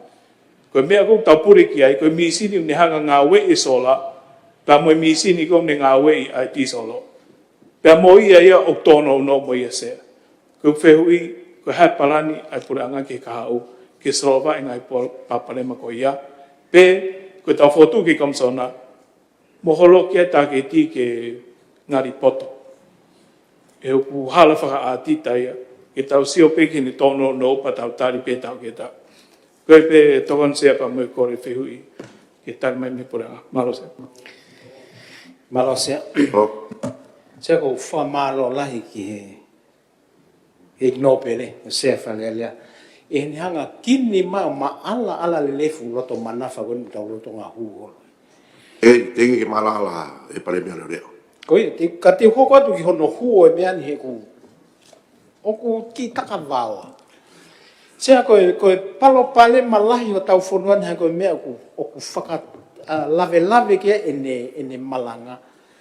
Ake oku mea kia ene malanga. Ia, e mea kia ene malanga. E ki whakatontonu sea e pare mea. I mea hifo. O lewa mis mai koe, mis. Ngā ko whamala ko kini ka mea ko ni ko kini mai he minista aho potu ngā we. Ko ke kini atu e mau tolu me hen. Kini mai e ko aho potu ngā we ke mau mahi noi. Ka ua te hanga ai ke mau peke mau tu atu o talato ho mea ke whai. Ai mai mua ko ho. O hingai. Ngai ko whakatontonu ia. Ka mai whamala. Ko mau tolu ke mo whamala mai mea ko ni ko mau tolu. Sea, ai koe ku whoki he koe whakaluku fua koe ne malanga ko tau whanongoa. Koe palo palewa o governance, mo foresight. Ai pule, koe palo pale malahi ai pule mo sio klolo ke kahau. Ki whamore more, e o atu e whehu i ke pahi, no? Koe ke se mau, ke tau te alu tau tolu ke whako, ke tau alu e mea koe leadership. Koe whehu i terrorism, habea ku kai ke whai mo ke whakahoko e whatongia o terrorism. Koe whehu e taha, whakapapau i mai koe hae lahi e sola. Ke mea he kakai a iwi e sola, ai ni ko fotu holo koe ni i tonga ni. He kunofo ai tō kanga e taimini i he lolo pe.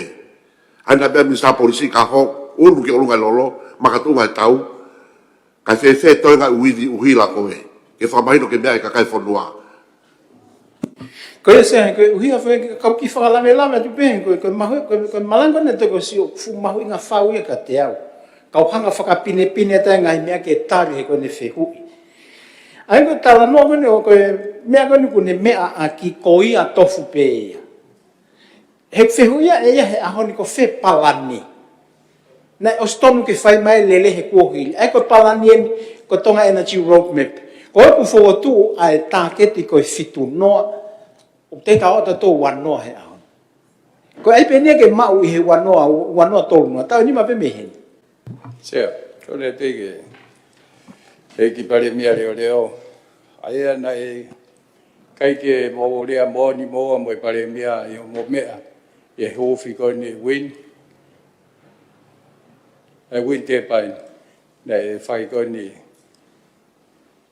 Sea koe, ai ko na whehui whoki ai Ikai ko winga pe ko mea ko se te wanoa mo mea.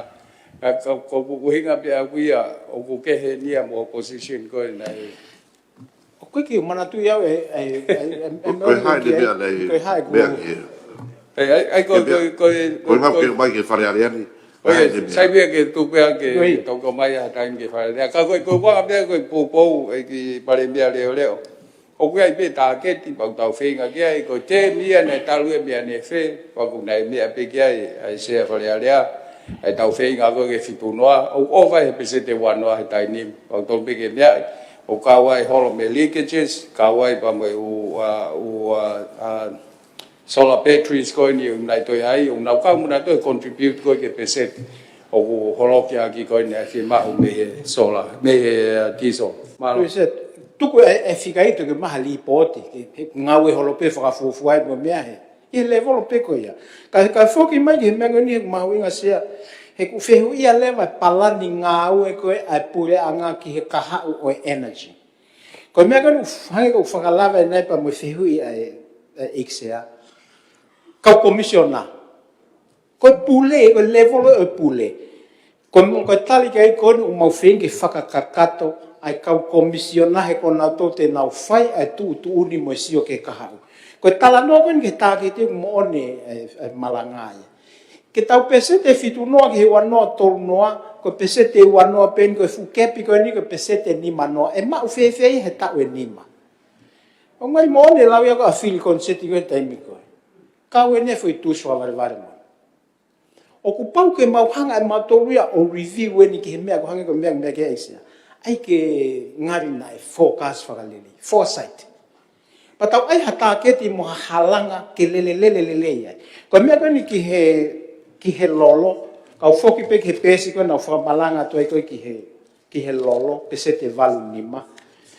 Ko hono to, ko mea pe fuki o kui ai lolo ka musio ki he mea ko nu atalahi mai. Ko ta whaka ke renew Apollo, o hangeia ha toha fu uhalahi, ka koe ke ha te tanke vai. Pe koe ke ha whakatari ka tupe tanke ta whaaki. Ko whenewa ai mea ko hango na tānoa ke ne nai ke mari e ongo mea. Ko palopane me tai mini, ko ai pe he refa papalangi ko stabilization. Uko iwa ai iwi koe o haviri mo iwi koe o laa. Ka kaki tau hanga puke o tauhi ha tanke, e mo re ia. Ai koe foi waha koe o palopale ma koe auni pa tokoni ma asiria ke stabilization. Ke mai ngai maka koe ni ko tuku ai. Ko mea koe ni haha ke he ngahi o ku iai ia. Ko e toe ni ke whakamari ki he tanke lahi. Pa koe mea koe o moone lea mea ia koe whai koe. Te tau ilo fefe. I whatontono. Ko tai pale mea, ospe o mea mai tōku e whika pa ki toi ai pewe o pese tua noa. Ko ke whahoka pe ko battery ko na ai tau whi mau ko tanke ka maka ke tau hia i he taimi pouri he taimi aho ke ngau ke taimi pouri papa te to be at be ke toka pawa i mui o kia ia fu are ia batteries ko ngā pe ke tokoni ange ko lau ke stabilize ai whi mau ko ni pe ke mea Ange ko ne mea e. Ko e se he ku o mai fu he moni e mahu inga apito ke whakakakato ke tau hanga o tānaki. Pa koe tau tānaki koe kai whakapai pa mai koe me tānaki anga ke tau mea koe no tuwha atu ai ai vai. U tau palapale mai. E renew Apollo. Ai mone mea ru o mea kese. E pare mea. Hau e fui pai pa fore ka ki pai pa fola. Pare mea reo reo. Koe. Hanga o mea mai aki whakalerei ke mea kakai whonua. Koe puiti kou tānaki koe he uhila. Koe whonua koe ke o mai ke ngau aki ke misini uhila ke hoko atu. Koe hai palo pare ma ko ia. Ha uia ke fu tanke tau ai ai piko ngaki hau tanke ku mamai ya. O fu motu. Ai ko mea ko neunga ki ai. Ha ue mea ke fu sistemi na si tonu ke fai moto. Ha whakata ai fotu e komsoni ke mai ha ngai sino leita o ku moa efficient ni kai lolo. Ka pati se e pesko na whaare ai atu. O koe mita o whakapipiki ki he sino leita. Ke ne lau e lita lolo consume pe ngā ki tai peko ia. O koe ke whai ia. Ke lau e... Ai kai ko ke mea ke ai o mai ia o ave ke ngai fu misini uhila. Pe o mai pe ia o ke ia whai ngā pua uhila te ne lava o tu whaki atu e uhila. Ai koe mea ko o ku palopalai me tai mei koe na whetongi tongi. Alu ke he... Ai koe mea whakatengi ko tu te ki mea hake mistake pa pina price o whakahoko. Ka koe palopalai mai koe hao ni tau o mai e kau independent power producer ai e ngai fui koe e ia mui whanua koe o Niutoa mau ia koe ke vilo ia magol vilo fui koe pa koe whakatokanga koe pa kore ke tampinisi ko mo ko kakai ke na tau he mea ngau ene ka mo ka sio hake ku pa usi pa mo sio hake ko ke vilo mo ripoti mai ke tala ni he mea ke whahano he koe mahua mai ai mea koe nuku hinke ai e whakamalanga ai iwi ke lava ngai aki ko ni hau mai koe ke fuloto tanke o te ke ha mea ai ke whakamawahai wahe i he terif ke tala mai koe konga koe mo o koe konga koe o iwi mo mau koe pese te whihai ai koe hau mei he ai ko me ko foki ki ai sia ko me ko hinga ke fa malana te ko sipa ko fa malo lahi ko ki ai ko me ko fa ko he misaya ko ni ke papina price mo pula na ko cost cutting ko ki ngata pe he papina price ko cost cutting i he nga fa pula anga mau tu o me ala ka to ha se ni te ke ave ke panke fa kala ke fa me ha no ai fa hinga na fi no iki mai ha se ni te ke fa ke stabilization ko ni price ada stabilization ko o mai ha paanga to koni ke oa nga tupe ai totonge uhila ke tataha sente panga taha mo seni ti to hi fo gilalo hi vafia ka kuyai ha mea ke ni hanga ai ko subsidy pe ko o mai renew apolo ke ne fai stabilization o me o mai Australia na hanga finge o mai me ko ya ke fai mo tau mo finga ke lava ai mari ko no te ke fai ko si hene ta hene mari ko renewable energy ka tua te tamai te ke mau ho te ua ko pare mia leo kai ke lava o te furi ho tu funga mea e faren e mari fai fare mari mea mai pe ke ta o fe vila ke ua te lava te unu ki olunga te unu ki lalo fa mata pure o ke o me ko kai fu asu mea nela tau fai funga sia nga tupe ko ale amari na fai tonga tap tolu ki hau ta hene mari me mo ke mea whakare ka ke ura tokanga ke ura ki finga tama mai ai ha te wa fale wa wa e no ka ke mea pe na ka toke mata no ange pe wa i to no ai fa to ta si pa tu ni ke o te ke te kote mai ka ke kofu wa fine mai ke fare ni fu la ya pito ho sea fuli e tau mea fare ni ki ai meu ki whakapuripuri ki hifo o loto e sea o ku ata ki tua o ai ke sio la loi ai pare mia Minister o fiu e whenga ka moua ke mo whenga ke tau au Minister papawa tu kai awe o tua me ki lalo o ku kai puri me ka kai fonua a ho o Minister loto Police me ki lalo ka pau na ia ha whenga ka pau na tu ho to reksa bei flow e talanga o kai ko ha fatongia ko ke to lexa ha ta ha fare ko me pa ko oni ko mate to luen to tape ka se ko fenga mari ke me akilaro ko to lu ko kui pe ko lexa i tu a ka ke me ki hese ke pesi ko ni ke me ke e pare mi ale me fila o ko fa por ka moa roa fa por ka moa ka mo be ale rei moa me vai ngai me pa o te mo te me fa palangi ale tai to tai moa ko se a fare area o tangata ko fu to kanga la ke ko tangata dai talu pe ne ka me ale rei a pito tonga ale rei a pito ia pa ko ko ke feituna o te ke hanga o mai ai ngai tu funga mea na tau ngau e ke whakata mai ki o ai fare e kini ko pe ngai mea mahino ke mea kai fonua pa ku kai ke fili manako au o ke mea le reipe o kai pe ga ha va ko mo feito una ka ku hanga ni sa polisi one o hake pe o kai ha tau fe ka ke tau fe feito una ka ko re tu ke mo anga fa apa e fare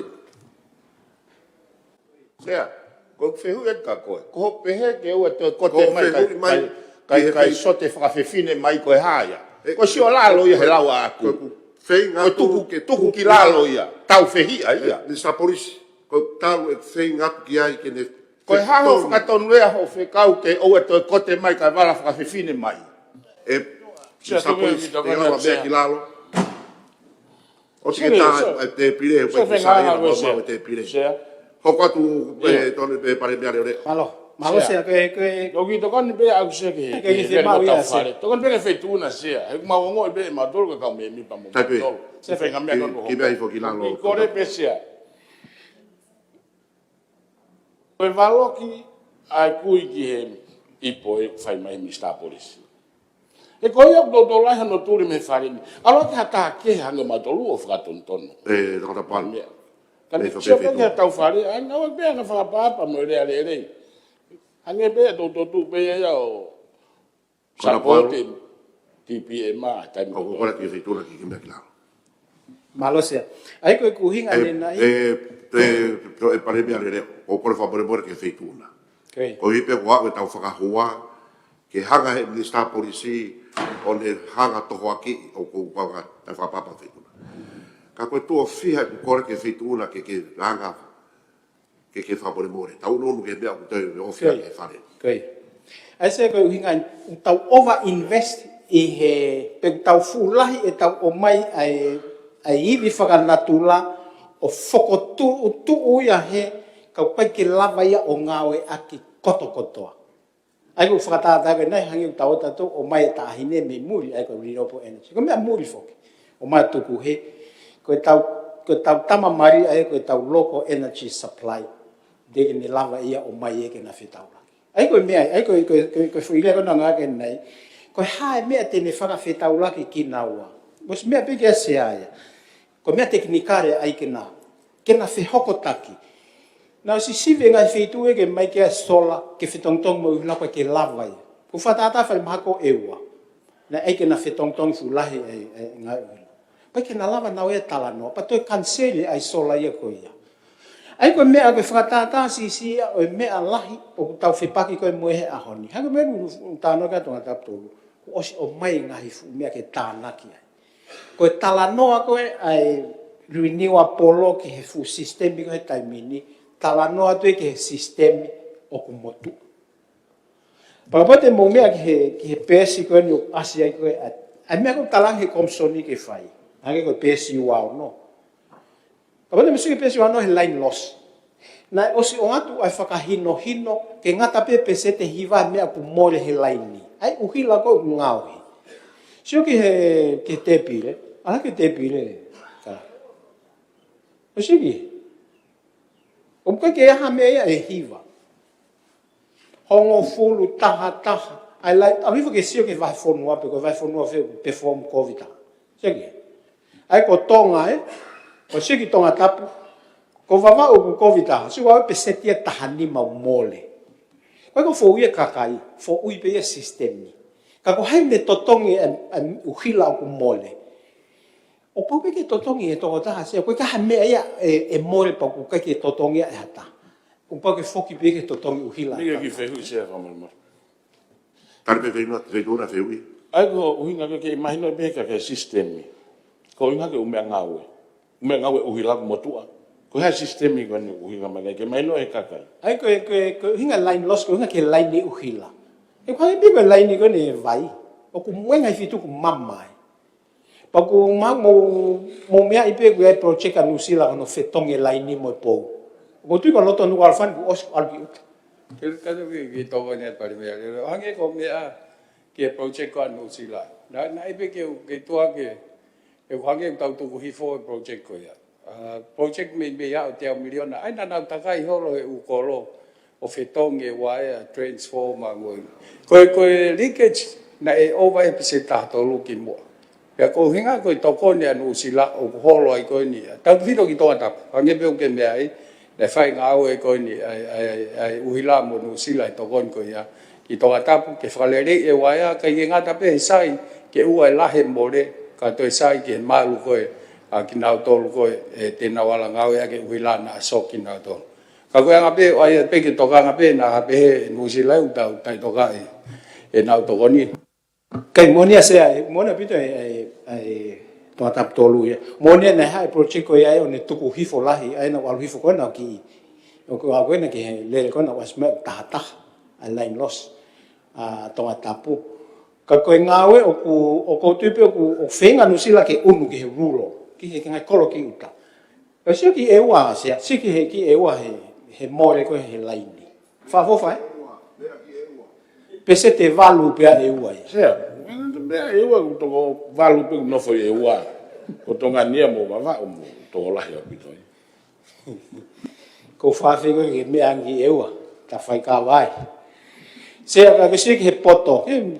pe fo ke no pe nai na wanga lele we na ona to fa tonga me ke sigi fa poto pe se te val mo nga lele ya ke mo finga ke nga u mai mo sola ko ki fa mai ne o ai fo mate ya pato mo u mai o hu e sola e albe ka to ke fiton ke pe ma mate ho ta pa hu mai ko sola pato fa mo u ka ko u hinga at kopsoni tau seti ha me aki olunga kai unu ki ai feinga pa ko feinga ntia u me ya to taptolu ko hau anu sila me laini whakafo o e u laini.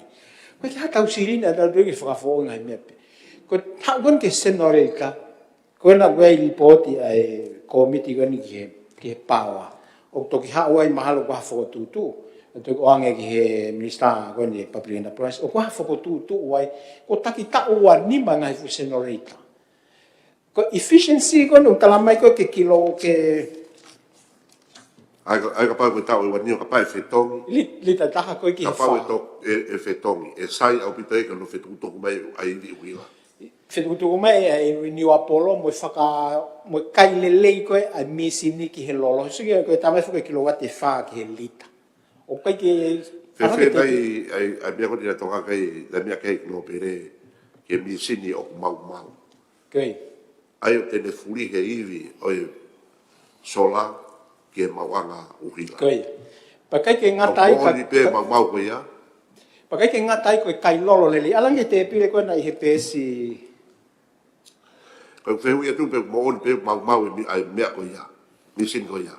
O te ke wa ahia we ke. Ai ko ma ko investa ko ko ha. Koi.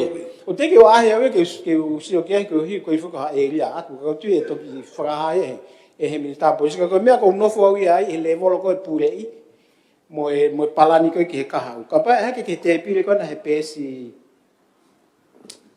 wa fitu a espécie wa fitu a tu ni atu ko ke ai fa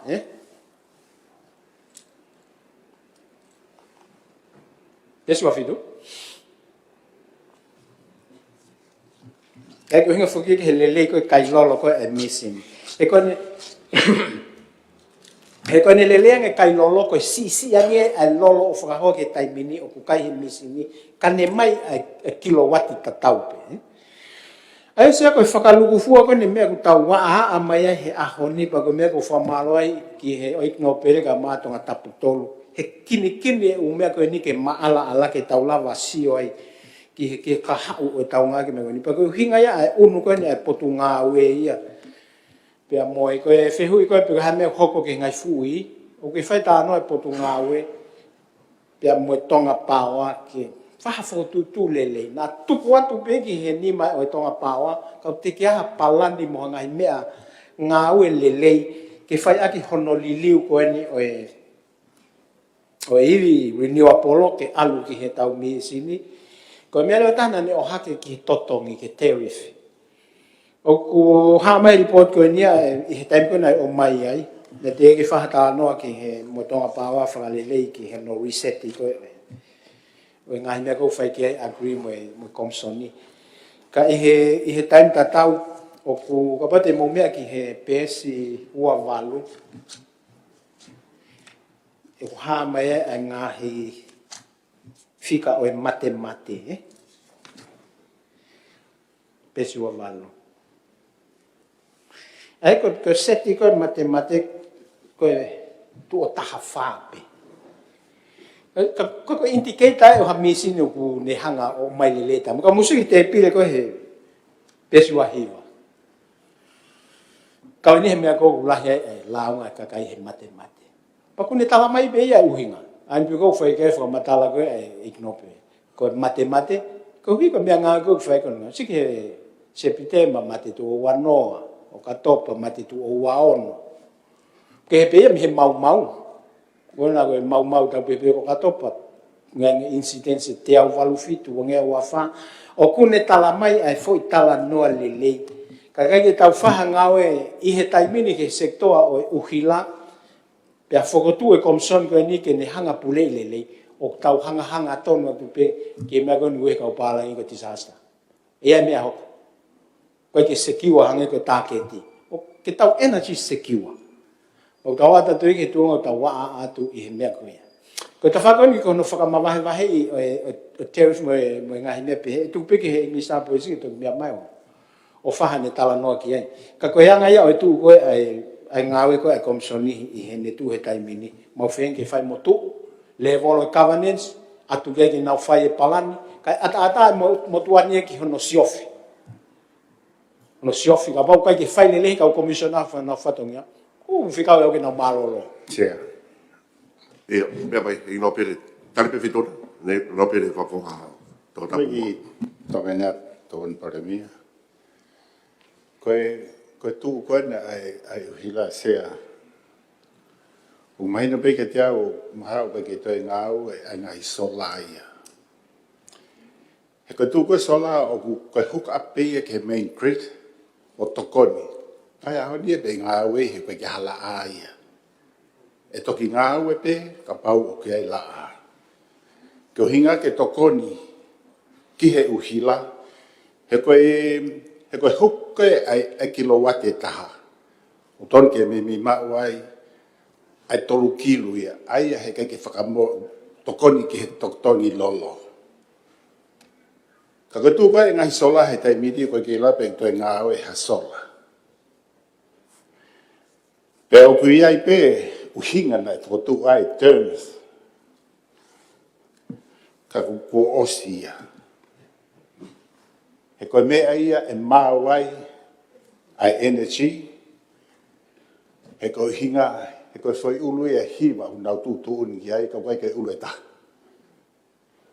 Ka kehe e kei paruparema pe, he koe hinga, koe tū koe tai mini, na rek whotu mai ngahi me ki mua, na kei ke hangahi puha uhila, ke tāna ki kai e iwi.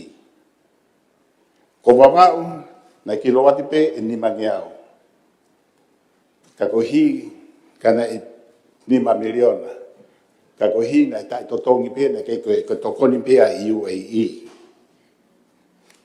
Ka koe mōtolo koe term, na e tari he Pasifiki, he koe mōtolo lere ia, na e hoa ata ki tua, an mea kotoa pe.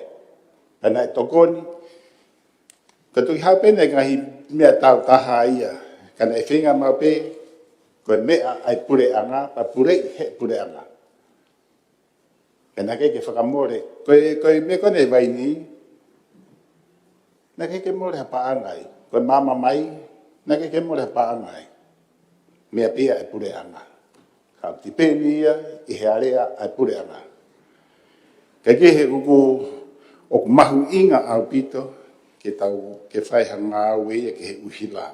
O sai e win, he ulere pe he taim kotoa pe. Ka koe sola, o toki makatunga pe he ulo e la a o tāna ke mea ko ia. Ka na eka kia hamea ke tāna ki ai. Tako tui mahalo, pana e whakaofa pe te tokoni anu sila, he nanau takai he otu kolo, o whakalerei e u, pia ave mo tau takai ki hene o ako inu sila ke nau whukipa whai ngā ue. Teke, e tuan pe ia, tuan panui. Malo, ai koe taripi ki ai sea uraki koe whuke kau ai ngahi sola koe whaamai ai kau investor, kau power producer. Pa koe agreement nia me kau producer, e tautoki e nau supply mina tu e nau mea, pa ku store pe na tu ke supply mai. Ai ko tau tiftu paru pale mai, ko tui ko toi hai ha ngahi investor nau ha ue sola, ko tui ka whehui anai ke mista koe ni Peplina Price. Ko pepe, minsa ko whehu mapi utau paloti. Kata ko pat mua. Kei, o ka pau koe patuk whaiwhihui e ka ko futua tata o tari ata toi. O tu pia poupou, o ia kuloto ki tari. Sea tu, kore peke, ke te ki tupe mua koe mea mau fie malanga i report ko rik mau inga pito. Teke laua mo whao semai ko tau le tau lere ka kato mai ko hui ko os malala i mea ka tau hiki mua plahe tau ngā ue. Ko mea pe whituna ka, ia ngai mea ne teke tari ate whihui koe sea whare rea, mea koe nei mea mea kia e kino pere tōnapu. Maro se. Koe hai mea o ke whia mau ke tari, tari mai whituna, ka tau paloti. Tapa whituna sea tapa me hoi ki me mipa e komika kato. E sea ko whia lawe atu au i he pesi ua ono. E te pire kona mea tua e pare mea leo leo. Ki he palopare ma koni he line loss. Mea be feitu na sea na mau whenga maari mo tuani o Talanoa ba mo sea ko ia poate komson uhila ane po. E whai Talanoa lahi a pito ai ki he palopare ma koni o kuloto ngā whai e whi be aki o whare e ki e hoa koni. Ko mea kutoka kia mo tuani ko tui ka pasa ke tau ngāwe whakatahe isiu koni ke malawalawa ke whahano whakalakalaka ai palopare ma koni utau loto ngato whangai. Ko taha e ngahi mea koutuig mo osmeai, pai tokon lahi ka pau te mu tokoni mai mo ngahi wahenga, pe ko mo ka ofisa kolo, mo ka kai whonua na umea mai, e ngahi mamahala ko ia o kuulo he lolotonga e aho. Ko e lai losia. Pea ke mea i he ka kai whonua, ko ngahi whakamore ko ia, o totongi pea e koe moau, i ta mua uila. O kulahi ngai mamahala, o whaalele mai mo tuani ulo helo tonga aho. Ko mu mea i kotoa peko tau mamahala, ka pau e keke mau ki sensa koi o lunga. E keke ne lava ia trika e foi mama ke toki ulo pe pouri. Ko ne ulo hoa ua whapea. Aia koe ngai mea ia te tokoni ke te pire koe, ke tuku hifo e ngai whamore koe. Koe ngai mea ia hangi koe mea kokoku, lawe koe kia e pare mea leo. Uhinga e holo koe matai whika e ua. Koe uhinga be unau futoko si. Pako tui unau whakapoto i be o ilo ngahi mea koko. More no aia iwe uhila. Koe mea taha tokangia mo tuan hangi koe mea koe nei lavet kei pare mea leo. I whakatala noa mahino au pito. Kia ai pare mea leo. Koe a. Ise. E whai e potano aki mahino au pito ki aia ne pō pia mo sea koe ne komson uhila ai fuu motuka e ko hano whai ngā whakarea ai sistemi koe ni off-grid ke whengawe aki pia mo iwi koe ni utau tānaki pia mi he sola pia pe whoki ki he tapiri koe taha ngahi palopare mā koe kai ki aiha ngahi maka pe koe petri ke ne hanga tānaki. Na koe taimi koko o kuna huai ki he laine e uhila ke tufaki, koe taimi a koko hoko ai ngahi palopare ma. Ko tui mana e mea pehe una ne po, e ki whemea aki na tau whai whakaturi ki whawhe na e whai mai e whai e whemea aki. Ke ngā eko ngahi mea e whai siot ke he kaha u, hange koe mea utokanga mai kei e ki no pere whikaurako toantapu, whikaua toantapu. Ko ngahi mea e lawa whaisio ke he kaha u ke he kuhange pea sea hatau pe ko mono hala tau ki pecha te fo iluo ka kai ke taati foi konga hala ko ia pe tanu i whakalele ke osange pe aho o ku ora lele ki ngau ko ia pa tau to kaure vai whainga maari hoko atu e ko ngai palmarema ko sio he tau sistem uila ngai ko ngai senorita ko ngai ke tai nimi ko au o e tau o futu ko me pe tau fai ko repair pe mau kakai ke lava o fetonge ngai misin ko ni ke kompeta polo mo na whenga au aki lelei pe mo sola pe mo iwi ko e mau pe me he uite paini ka lava o tokoni ke tau mawanga iwi boto e maa ngai ngau ko ke uila o fi fra malo pe ke ingmista e ngahi business a pureanga i ngau e koni kono saupulo e pot ngau e lava e ngau tutu e ngai fra more ki he operation e poate pa mo pot ngau e koni lava ke maa e uila ke kai fono ko tu ko tau tano pe ki he uhila mo vai ko me ia que kau aki pa mo ta ko tope e ka kai fonua to bo ko me ia ma hoinga ia e mo tuan sea e tau tala no ko ke uhila ko tu ben e ko miti uhila fare area e to ki hawe na nga report ya mui ko ngau kon ko lava fra hoko o tu kamata peke asimai mama me mui tanolo kakai fonua ke ngau kon fai. Ako ko tokanga peke tau fetron aki mo ta fa ko ia O lawe i pe kwa ni ihi a te motolu mo fu ho haalahi a pito mai ki he ngahi mamahala ke mate a moni au pito lahi au pito e whahia e lahi ngai mamahala o mate o sai pe whakatala noa pe mo e minista paanga pe ke si o whare paanga i ono hu mai e ngahi mamahala ko ni ke whai mo whakakato te ngāwe ko ia mahui ngā pito e ulu e tau ngai mama o whito ke whanonga e tau kautoka vai pongpongi ke lotu whanonga e tau whanau ke poako me ngai harame pe o e ngai mea kou se whalawe at kei he report ko disea po mahui ngai ia e mea na toanga mai kei e se whalelea pa pe ke e kito pere ko e toanga Pausea Palo, o tu ka popou, o rota ke tali a ripoti o ni e komisión a uhila, palo ke i nima. Heo ka Sasamarentu Silentei. Vai Taione, se vendin ka moua, i o Sataka, Mare Nuku, Sami Waipulu, e mistanga ngā whakatonoa, e mistanga ui, e pari mea le reo, e mistanga ik mistanga ue, ik mistanga whatawaki, no pere tu angana, no pere tu afitu, no pere tu whanau, no pere vaia. Se au tuke toko, ungo fulu mafitu. Koe koe kata kei whamai whakote tari ki nima? Kai whahalo to pehe. Palo wiki. Kone whapore pole tue, mo tole maa mo loa e tau whatanga. O koe tau tūtū nia ka koe uhi, koe whahoko mai pe, koe ki whatongia, koe ki he moutolo mo wiki. E to mau mai pe ke hoa wata. Kone whapore pole tue whaitūna pare mea reo ki whaitoka ki ane lai. Pe hui lau mari rei pe, kone whapore pole te motuan. Malope to sea. O loto lele pe fogea hango mea no pele. Ha fahinga mea pe tau. Koloa pe ke tau meleo, melino. Mo meleni, malo. Tau hoko le rea tu ana ye, tau le reo whare rea. Tau iki whamanata pe koe wā anai o ku whahoka e whehui ki o i minista. Tolu e whare ke wā. Mea mai chia brerea? Mana kona mare aki.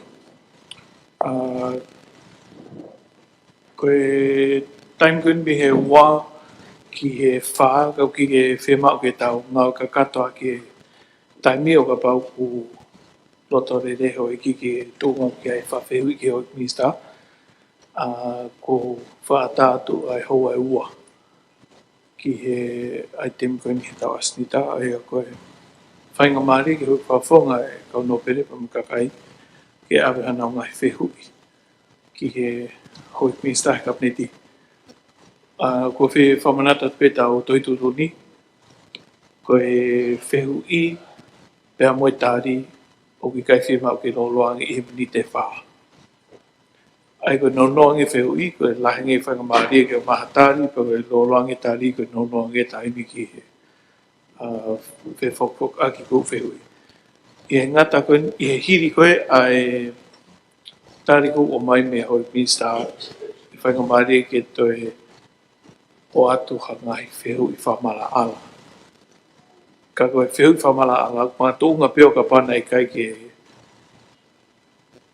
hanga maari e mai ai foi tari koe he rak whehui. Ai a koe whewhokok aki ho iki o ki kua time debate ene, time whehui mo tari. Kau hiu ku waki mai ai mista ngowe o kei e whatogia mo ua ki ai i he whiawhin te uraki o ang ki ai ai whainga maari. Ai o ka pau ke hani iu ke hana o ngai whehui whikau aki pia mo e pot ngau e ngowe mo i wahotā. Mo raki ka taki o mea mai ki ai ka toki whaatai toinga o i minsta ke nau tari ngai whehui. Ik no pere tōna rapu pia mai. Maro tia ka ukore ke o tapen me piskangi ka mai o ki kapiti. Tapen pe he o ki o pere ka mai o ko funga. Sia koe whehui i he ek mista ngowe. Me tokoni mo e wau tātā. O ku tōnga i he ngāue, o mana ke whakahoko, pia mi he pureanga ko ia no sila pe kuna nga o fata mai mo pureanga tonga nga wa ke ni pe mo e nga i mon mano o mana ke fai mai nga o ki tonga ni pe a fai to ka nga la ki ai e se a ko no nga ko e tunga ko o mon mano ino sila ko ai to e tatau ia ma mon mano e o tau whitu nao ki a seria. Pea whai e tokanga ki hai ke mau ha ngahi mon manua i he polo ka uma whoke ai puaka me hufanga i ngahi watapu. Ke whai ha no whakalere i a ki ai tuunga koe ni upui ai. Wahi pe ai mon man polo ia mai. Puaka ka koe tuunga koe ni upui whakapritania koe pedigree. Karasi au ngahe koe pe kani o awe ko kiulo pe. Kai umaa e hua kau pulu, kai pehe ki hua kau kakanoa. Walahi whaka no wha umai ai kakanoa i pulu ia, mai me Vanuatu, koe toe ngai a me Whalanse. O mai me Papua New Guinea, Whasip. Ka whi mau eni e ke o mai me New Zealand ko no hinga koe karasi o mau inga au pito. Ka koe hinga o whaia e whihu i, ke Egmisa. No pero toi pe minite o ke tali mai whihui. Oe, karak. Te uki repa e rewa henga tu kare ke tali mai whihui. Maro. Kone o wangare patapu e sea, tapu mai tam pinis kalamani.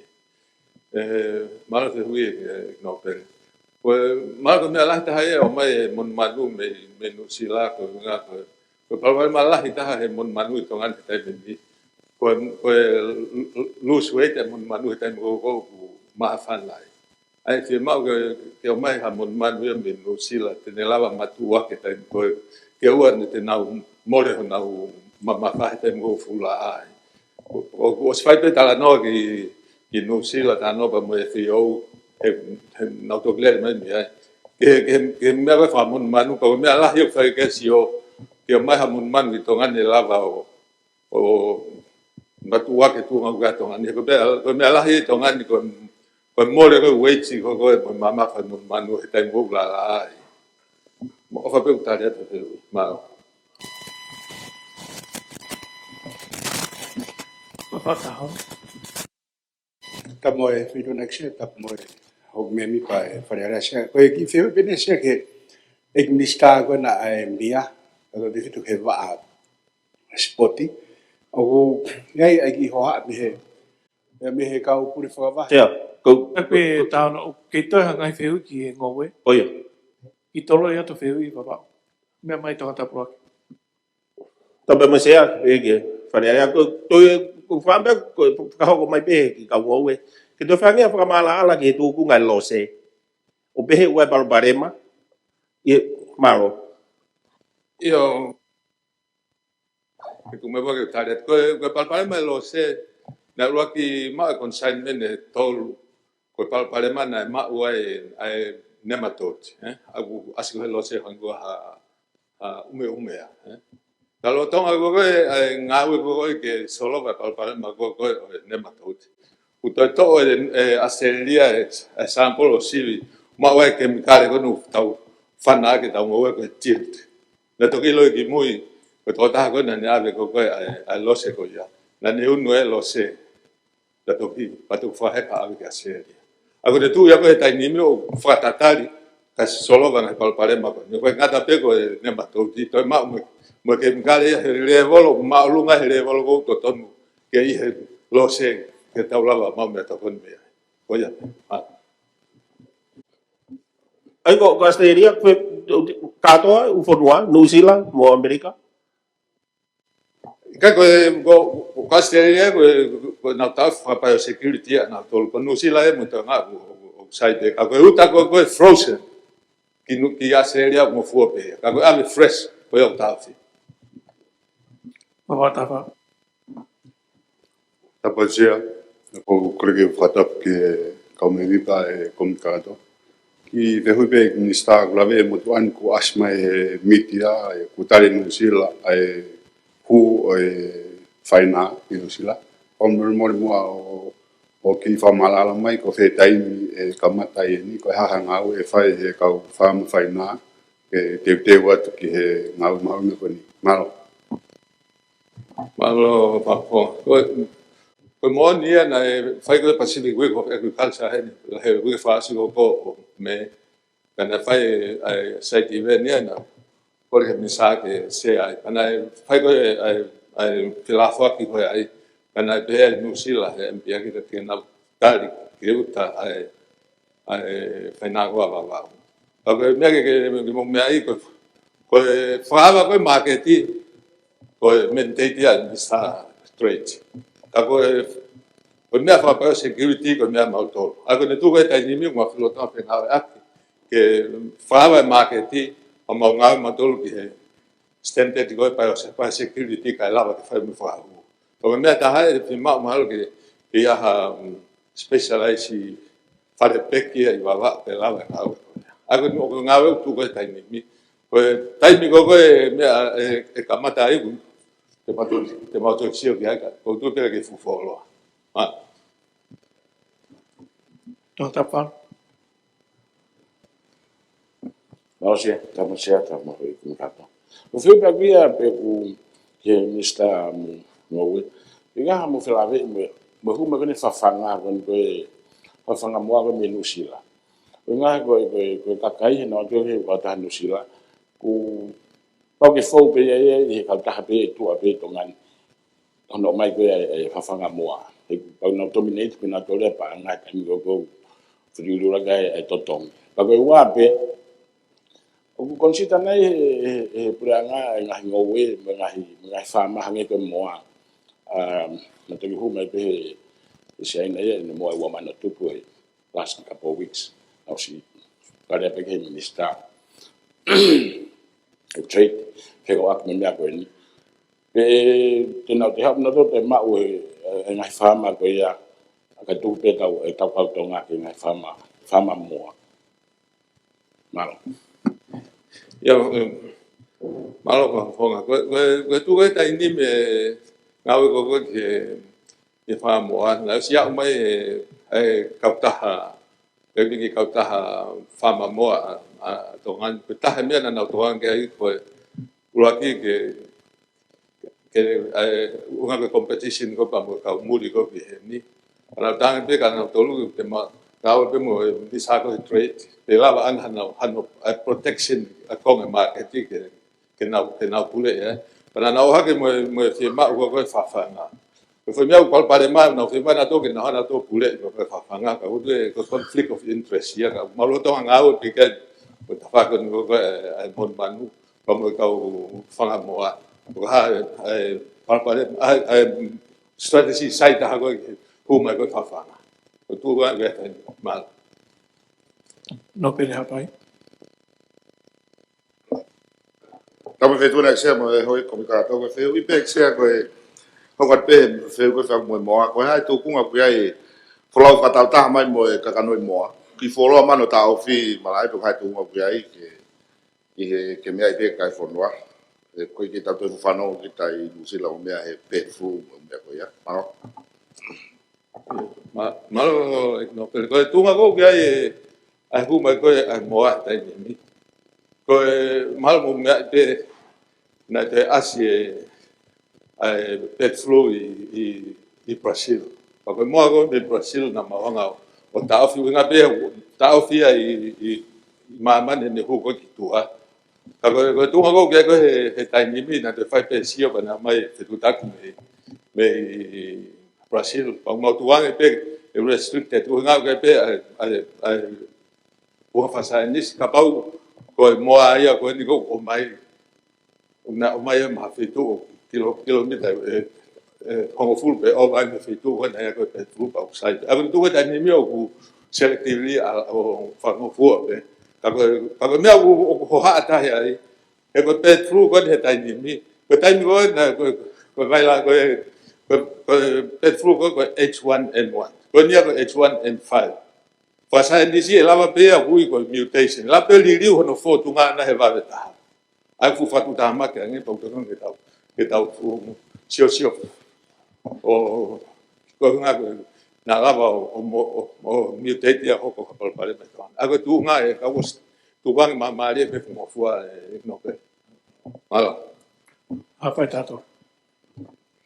Tama video na siya, tapo mo tamblim siya mo faregin. Siya ko iki feel pe kay minista fikaw aki pe mo so wai nai hato foto tu hoko atu. E ko taha pene ki polkalama u felongo aki ai ka nga pa mo ni afio. Kono hoko eksia ko fikaw aki pe mo ngahi polcheki ki hono ia e polcheki ki hono omi fare peki pe lava o fohi ai beta ho fa fatapu ai mani o ke pe fufulu ai pe o fao pe lava o ko fano pe we me pe he I waf ka wiga ke fu loko lere taimi ka katoa pe o tu ko I fo pe o ko to yoga ano malo pa fo ko e pa ali ngowe na taf me ko ko ma pena na tal me te au na taf me me para la ko ne tu ko ta ni mi ko so mai ai parse te tau ni foi ben au na lava pe o to kamata ai so ne ko tau ka tau ai kun tau ni man no fa ka na la ki fa ki so wa ai ko ne tu nga ka ta ni mi ko back house ko ne tu ko I ta ni mi ko pa nga ki ha pa ki ha back house ko ma to ko nga ho al pare ma ta ni ko plus free sai ko tinga ho ka ko te a sio ke pa ku pe Mr. Trade mo ta no pa mo Australian High Commission o nga na ki pet process ki fare peki apa we ke to gange pa ke me mai pe ke ni sa ko si ko yo me to nga me ko ke fare peki pa mo High Commission se ya mal ko mal Baba tahu. Io tamo fidu na share mo me fare share ki fe hui pe ko mai me ka to ka ba ba pe ko mo ni na ia halao pe ko halao po lo to fa ke tu hau e ka wa pe ako no a pe sia ko fe ka pe mo pe fe ako fe ka mo fa ka ri ngowe he ko o si talaki ai te ke fa ka ri ngowe ba pe na fa po tu ke ai po tu nga we pe ko me pe ba malo se ya kada be ko ma ko fale ngowe fa pe si o ga ko ne tu ka ta ni mi ko si o si ai a hon ai ko ne tu ko te ma ke si o po ka e pe ki interim si o te ma si o ke fa ngowe ya ko me ya ko to ngo no ga ta la ko ma ngowe ko na secretary senior e so ta la ko ila no sai ko ta me ko ne I committee na ko DAC district agriculture committee ko ki committee ya ko puria ta ni ka pa te ki to anga ko ni te fa te fa mo u ka we he tu ma sai ka fe hu ta ha la pe ko halao o ku amana ke mo fa pe na fa ke tu hau e kava ke tu hau e kava se ko ha me ka ngo we mai no ka ta to o ta pu tu hau e ngo ma no se io malo vedo ko me hago que angao que ta ni amo trade o que mo ngao que ai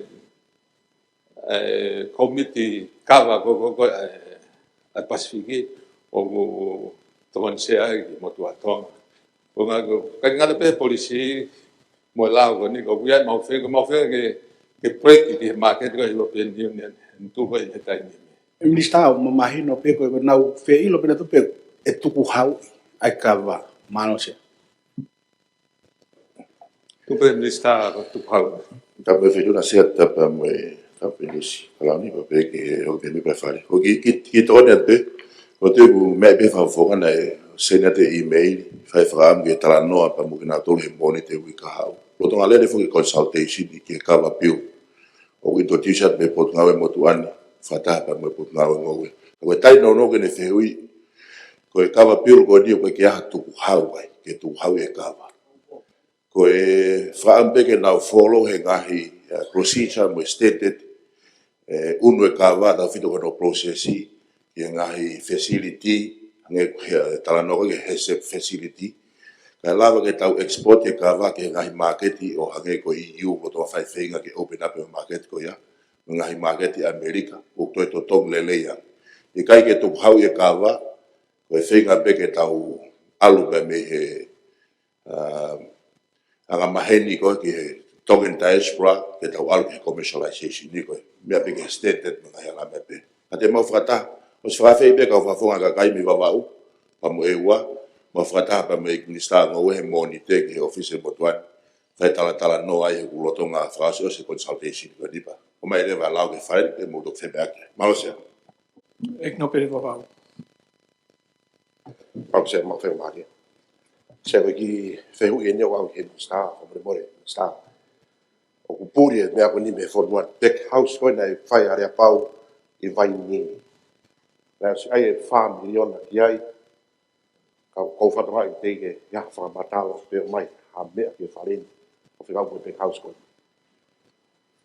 ya ma ke fitu na ke house ko ya pe house ko ni se ala la ma le ni ya ma afu a de afi e tari e risi kana tari risi ya o agere va mo fa mari ke ni kau ka kai pe o ma afu ke na ngau e pe house na so no report pa mai report ke farin se de la pa mai ka ko e ni sta ko hai tu ngo ke pa nga fa milion o stari mo sirin ko ya hai tu ngo ke pare pe house tu i ho ato to ko ho ato to se me ke to ko dia tu be ke fe hui ku mai no ka issue ko ya ange ko na ko to nga me ke no pele ko pe house ko ni ko to ko ni farmer plus fa pa nga se le mo lusiva o te ko tai mo na ke to nga e paula ko sa te farmer plus ko tai me na fe tai na Italia po checo ni pa unfortunately na to holo muy po checa ko o ke te lava fa hoko e te lava ke te fai ta no ai te vita la ta ya ne tonga i go fa ma place ta nimi e te lava pe o te ko ke fa fo me po checo ni ka ne e pe nga i me ne te u nga i ba tu nga holo muy go ne fa malo se pa o pa ni sa he tari ko to clave ni me ko ke me ko ya a ko sai pe tau te tonga ko se u Mas eu fraus, e me sa o for pe ke fituna. Ia project ko pai o chicken, pe ko to o i ma wa ngai me la fa ka fi me ka ni nai. Me he u fa ta pu me moa. Ke to kon ke wila. Fi wa mo ta milion al pe ko milion. Ka te na fa fua e fa pe pucha a ka kalo ia o to kon ke ka kai fo moa. Ha me tu ko ia te mi o so mai ka fo container ku tongan. E me chamani hai tunga ku ia he tai mi Mana pito no pero ko ne tu ko tai ni mi ko o ku o o project ko he circular economy he tai ni mi ko project ko ke me mai ki ai o ku ke le pe mo ya ko project ko ya o mai o ne ko mon man te ne try ko me ko fa mo a ko me mai ki ai na te o mai mo grupo e taha o circular economy pe moia ka na pusi na doke kamata ki e red meat o grupo ko ya o tonga i tongan o na oceana tolo attract European Investment Bank ko fisi ka ko ne tu e tai ni mina o tanke o grupo lo o ke na fenga mai ke mau ta no ko no tu ko tai ni te o na tu ga le lo o ka ko foi mo tolo ko sio ko ki ai puleanga ya ko ya tek pa ko ne tu ta ni mi ko ki mo tolo ko ta ha o namina tolia la o pito a support ko hango European Investment Bank tamana do de na invest na tolo pa ni miliona ka pau ke na o mo fa to me pale mia pa to me tonga pao Ako ne ko tunga ga ta ni mi ignope. Malo. Tonta piva. Tabu fituna sea, tapu moe nava prenesi, tapu moe premier reo, come mi pai falerea. Se ko to pedia ko hi ko ki moto sen folau perhak. Hau menu sila pe mo ngahi nau ke ngahi fafanga.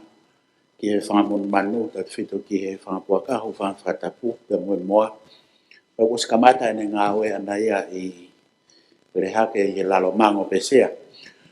Mai mo ne ngai misini pe mai pepe mo ne whare, ke ngahi, ke huki ai a ngā oe koe ni se. Mana ebe pota noa pe mo ek minista, pe wea hawhanki tokoni e pure a ngā ki kakai pehedu nao mai ke invest i e fonuani.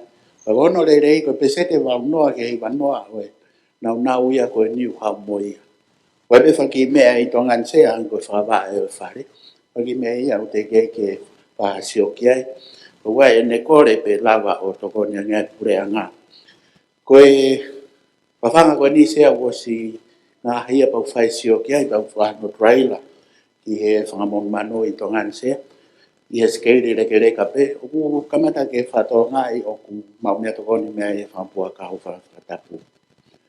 Ko amana ki ia sea ke whahatokoni, e koe kakai e ni una o ki muri, pe na o mai o whenga ke invest e fonuani, ko hi ko tau ke whainga maare ko toa pe e fonuani. Sea koe marketi koe mo ngau e uksio ke motuania koe kiri manioke motua, manioke koe ke toa lawa ia whakatau, ngai mea ke ulawa ia momos ngā hea ke whawhanga koe ni sea. O gai poupolahi e ofisi e wahe ngā ki he tōtaha koe ni. E kohi kau ni he ngāhi mea ulawa i hange koe tautanoa i he waste, pe koe ngāhi mea i he whohi manioke, pe koe whohi o talo, pe koe whohi o kumala. E lawa ke whanga we, pe ngā we aho ngā ke whawhanga koe ni koe whamon manu. Ko tawia ke he minista ke whai mamua hatokoni, kai ngata pe minista ngō we ka mafo ke minista ke whakatawaki. E kohi koe whangi business koe nia koe no wharerei reka pe sea. Lawa ke nau rere nau tolu pe a whau e ngahi whawhanga koe ni tongan o aonga pe whakawharot whanua. Maro. Ano pito haufonga. Kone tu weta ni mina o sio ko ki whawhanga. Kone tu o ku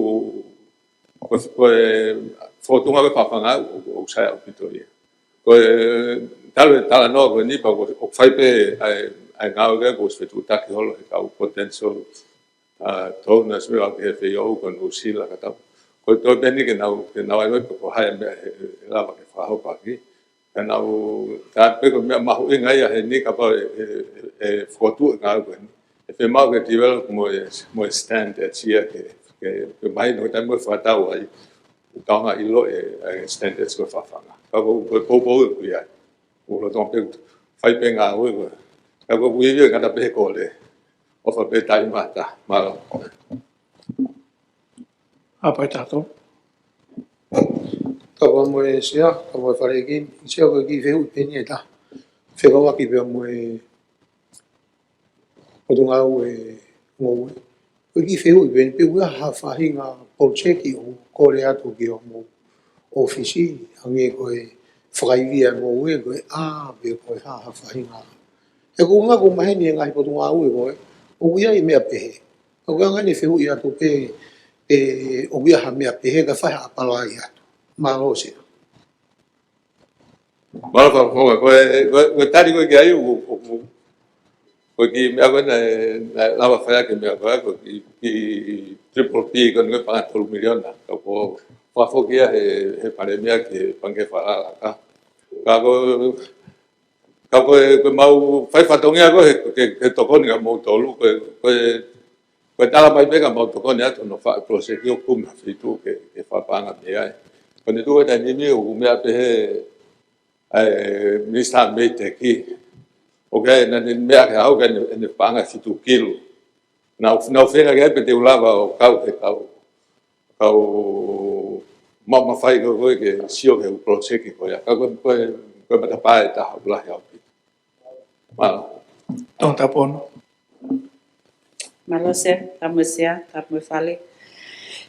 Koe whehu i uraki pe, ko hika taha ngahi kole tokoni pe mei he aahe e whimutuani he wahenga, ko hika kau tō mani o ke ek minista. Pe lawana e potinga au e wheitu una ki tokoni mai ki he mila, ka moe vacuum pack ki he ngahi mani o ke ki he kauta mani o ke amore more o pehe ki he talo ko hio na kole mai ki he wahenga ka ko mau i vi o whakangatangata ko ia o ku whaipe ai whae ke eke atu pe fituna pe lawa whato kon mai he iai i he whikaua ia ki he whanongo koe ni ki he whale pek aia e alue ke tawhaki ke he ai whihu ia ko ia ka koe mani o ke ni pe mohono ta ko whihu i raki ia malo. Malo o pafo. Koe tari koe ki ai, koe ospegu e ku tari whihu koe ni te ure leo whataha mo e te o koe prosek e te mau whataha e ui koe hand in hand initiative. Koe prope tolu, koe kawa, mani oke ka mo e pere. Koe mea kono ku ke kore mai ki ai, lava pia o kawa ai.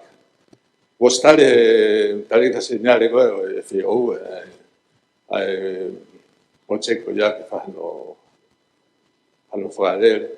Ka mo e ko mea tahau ke organization a FAO ko investment center a FAO. O kai peta mo tua tonga ko ngau e ko ke whakawa. Ko mawhataha ko ni te mawhataha ko ki whotu platform a Pacific o Climate Smart Agriculture Platform. Ai ko mea ko ni ko tau tanu ake tani lawa katoa ia o whahu ai. Ka kai te lau pa o mesi atu ka tu ke walu o whataha mo nau tolu he tolu. Au kau katoa mea ko ni he whataha. Ka koe tu koe ka hau very bright au pita, malo pita. Malo. Whawheta. Koe whihu I pe honoa, koe anga pe whakaukai whinatuani o loro tonga lele I tonga tapu ono. Ai ki I ako, whikau aki pe amoe organic farming.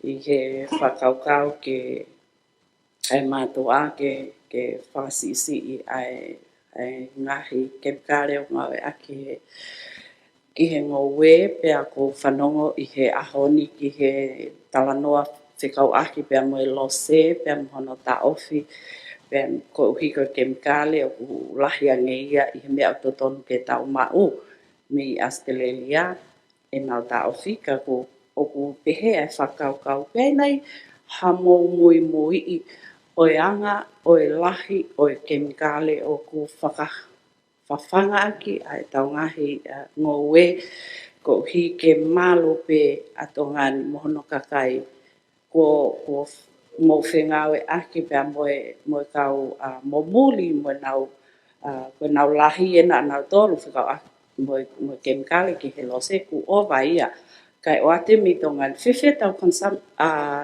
e tau ma o tau tolu ia a lahi ai uwhi ko ia mo lahi kemikale ko ia pa moha toi kemikale pe o ngawe aki I he tau ngowe tumua ke whakaose tau ki pehe ko mui pe he kau ta tau ai whana wao I he ngahi ngowe o ku lahi o pita ngahi ko hako ai lao o ku mea e he kau ofisa kolo ai whakangatangata ko hi he ku unu mai peni ngahi whana wao ke ngahi tu apia ngahi whamiri o loto kolo o whanki kolo malo.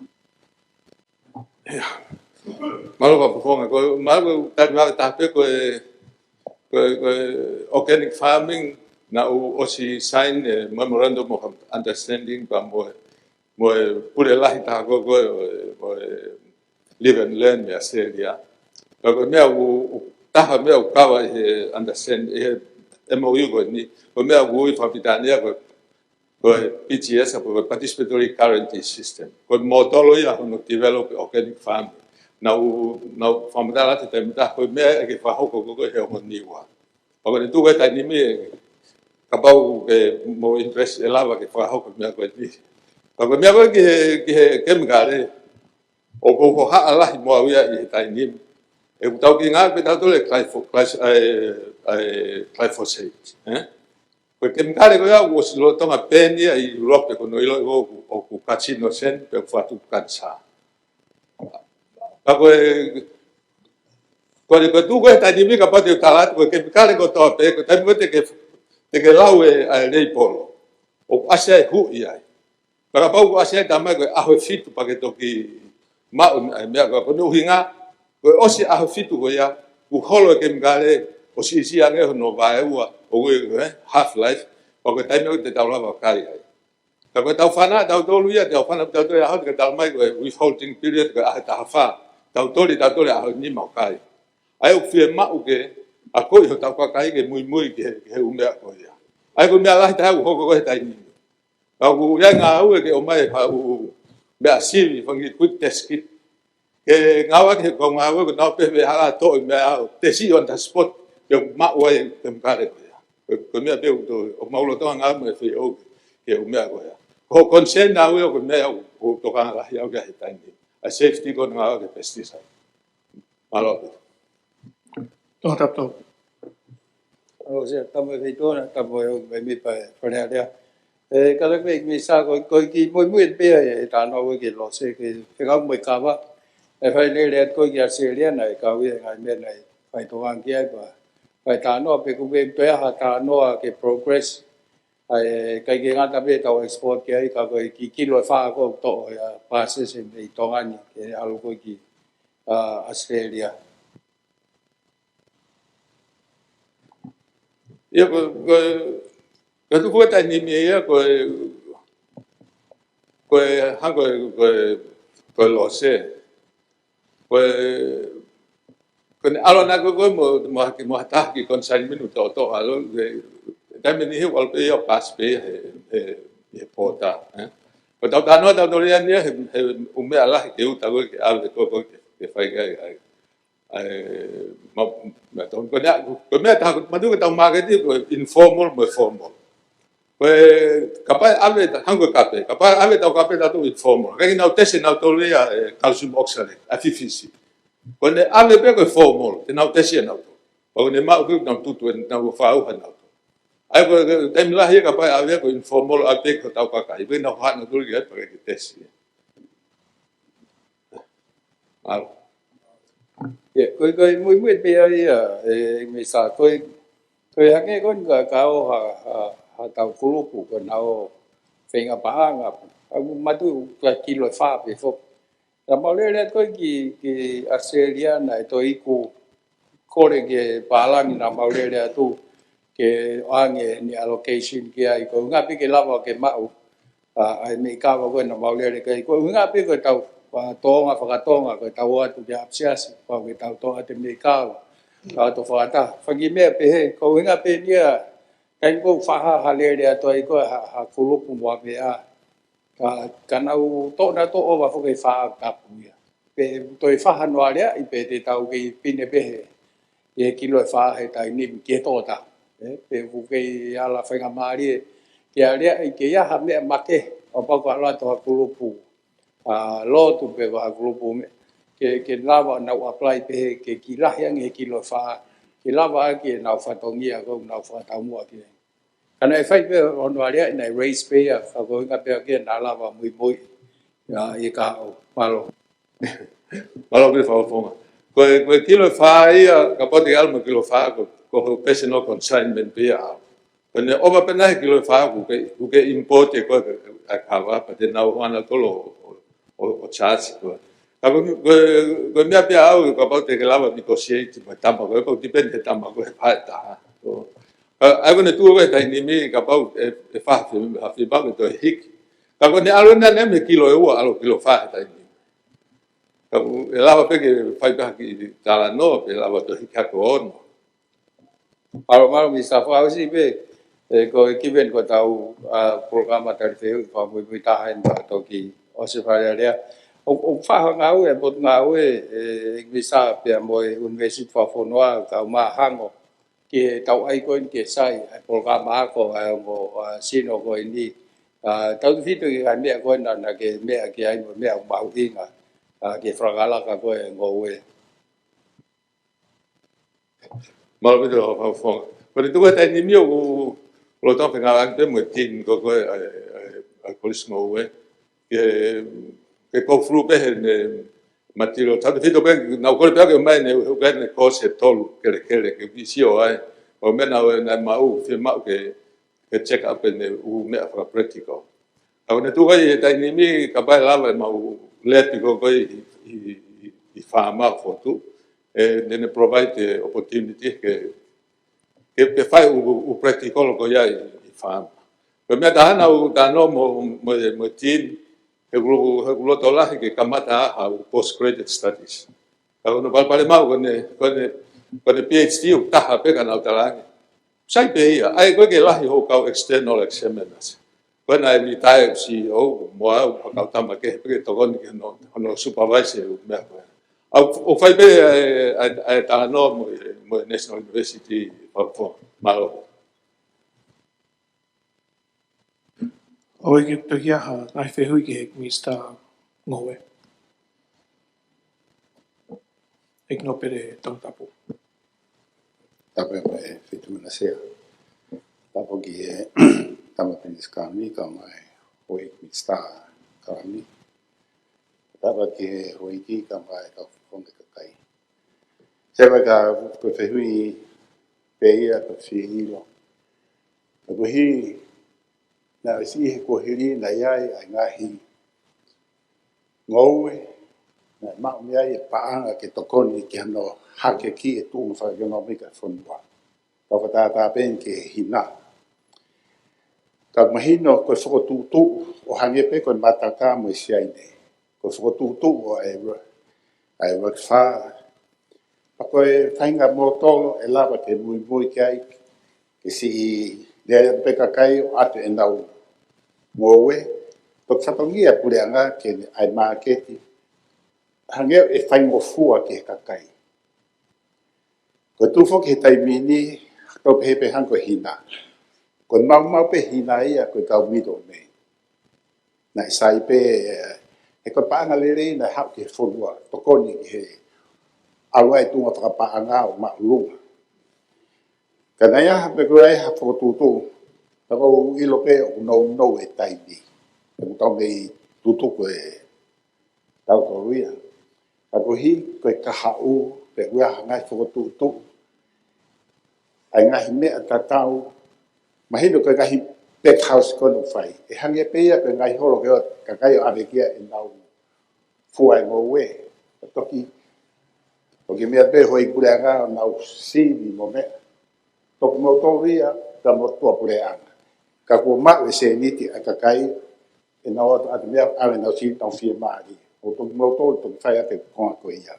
E ko tui ka taha e ngahi mea ku tau wako mi he kua hiri. Pea uton ke tau hanga o kei puse aki a toonga mo ui koe ia. Whai mo fua. Koe ki whonua si e. Pako mo tōru te mo nofo me marketi o arei e marketi. O hanga pe koe ni koe kawa. E koe ne pa sai pe koe na kotu e lao ia.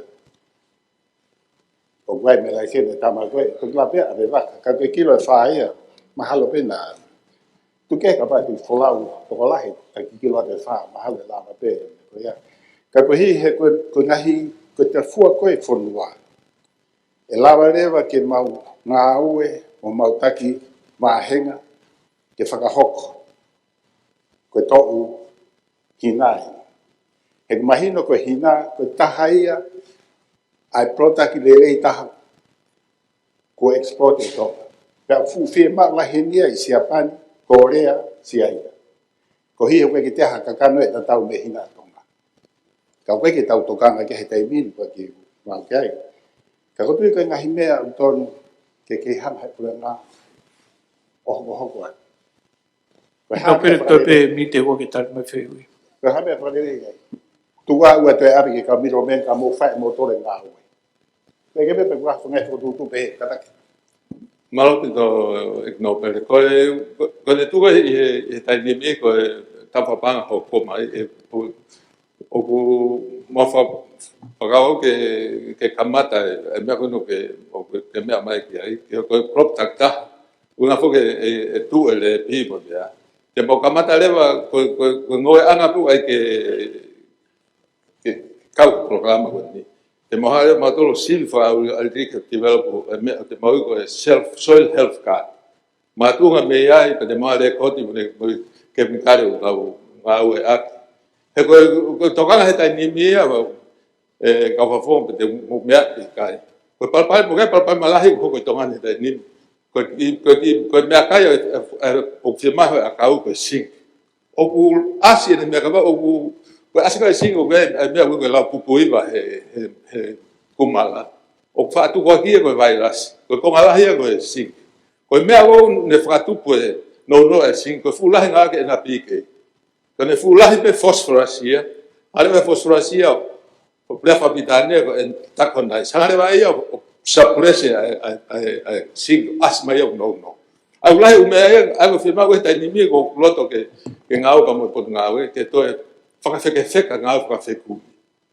o me ngau fa fare e ko firma o ia hango me abo ke to hango ai ko klop ko to pe firma o ke time ka pa ha sin hango ha tam ko teknologia ange ko ke pa ke ngau ko firma o ke atu pa ke ngau ai ko tu ngau mo fe ngau ke algo ke ha ta ni ko te kamata ngau ke mo ko ngau e kamata o se ka hau ke si o fo ma ko ia pe o pe utaria ma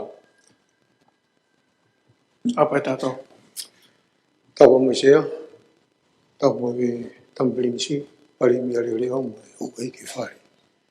Ik siya ko ki feu benia, pe mo faka malo ke minista. Ko i ko ngahi fama ahi ko fa hoko ki. Apa tato tu runi ko fehu pe ki fa malo. Ko ko unga siya ka alben mo fehu. Na usuange ai vista polo pe mo polo kamei ko te au ta. Ka ko te fehu. E toi oange ha mea o tali le nei behe kai ngā ono ahi ai iang whāma i vai whoa. Malo sea. a fonga ko talo o ulere mai o kamata maki en ko me o hanga o teke he tai ni mi ko partnership ko ne tu tai ni mi o mau ngau va o fia mau tol mo ti ko live and land ko TNYC a ko ne tu tai ni mi tampoco ai ke pula mau fenga ak he tai ni a pe ko live and land ko nau tamu e taha ke nau toko ni e api e whangau ni manoa he tau e stapolo. Ana o tanga na to si mo ka ngā we ai tau pei ai. Tau ngā whata ka mau toko ni. Ai o kake wili fia ko ngā ko partnership ko ni lava me ko no to ange. Malo.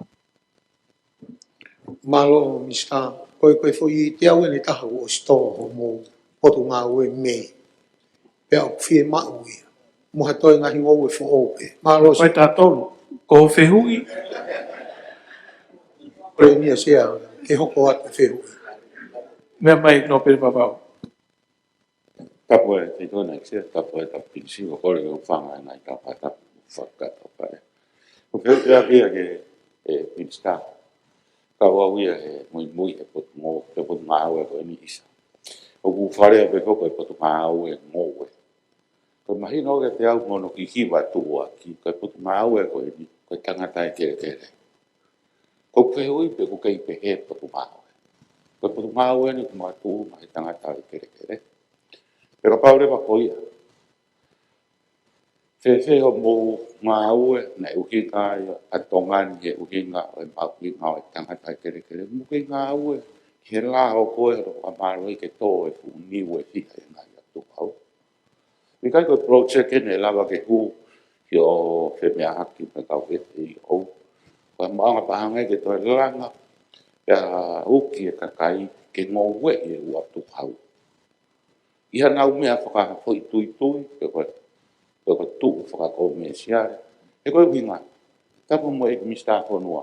O wea e ne lao ana pikau aki mo e tangata o kere kere. E kai ke whakakato hata, e ngahi tutuni koe atu au, ku malava, ke ia e tutuni. E koe whehui ia. O koko nei potu ngāu e tangata e kere kere, potu ngāu e pi o e ofisi mo e whare. Maro. Malo eknopere. Malo tal fa asi pen una e ke mai por ngā wene kere ko tari io. Ko tale tu a por ngā te mau fina ak fa ta mau tolia pa mo sabe a. Ko ke ba project ta nimi fande no sila. Ko ngo taki ko ai ko CEO ngā ngo ko mo CEO ko a lense sebe. Ko partnership ia fa mo ta ko ngo ko una pe ko sio que kono puska ke ko fasi pe ma ko mai na ta me hen te mo ha le va launch national soil strategy ko tongan ka launch ya ko fonua fi ka we ma mane ya na plan soil management ko fonua pe ta we na plan ko Australia ko mo America ta la u ka pa tali ta ka pa fotu ta ko ta fi ka u ta to ma man ke ma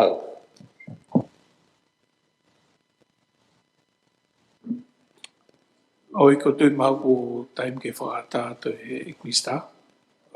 Malo ka ki whangamari pe tau taimi hoi ki toinga o ikwista ka piti. Sia malo pito ko i kole ki poake ko lero te ki whata mo e o malo. Malo. Papa taon. Tapu mo e whitu na sia peke ho i memi pai whare. Sia koe whiu pina o kamata o haka nei ke i stawe mia o koe ko haa mai pe me kau puri whawahi ko sekolo a. Ma wa upena na o whataha peke mo e kovana. Whikau aki pia mo no mo e komiti akapuro ma wa. Mai fuke mau komiti whakafonua o ko malu malu i he kovana. Pe weme mau komiti akapuro i he poate akapuro. Koe koe whiu o ku ke mistak mau. Hoa mai e ka upuri whakawamu ka sekolo whapaanga e he mia ai whio e ka auhi akapuro koeni. Pe koe uhinga ki komiti whakafonua akapuro amawao. Malo se. Malo apito, whatapa ki whetu ona exer e o mai, am si pinis kalawini mai ho e ke whare. Ratari e ai whehui ko ni whak mo wawau. Io, nai mau he office e whine motu ane e kole, e me he komiti wawau o tala mai ko e komiti una whakalere a kapulu whakafonua. Amana ke whai i he malo ko e mai, mena katu. Pena mautari ai kole ko e ni, ke whai ke whakapaanga e nau whiauhi. Kana ke kole ko ni le ke o mai pe me komiti whakafonua ko pe he ko se ai ko wana. Ko kole ko ni na na mai pe mi e toate lamlavo pe mo Paia, o tala mai ko e komiti ke whalere ai whiau whakafonua a wawau. Ai na Australia e he waasipoti ko ni, pia na e pauhange pia koe mau whakatokanga koe ke ngai kore ke he, o whakamahino pe ka nau tolu, ke whakamahino koe tokoni me pureanga, o koato, malo.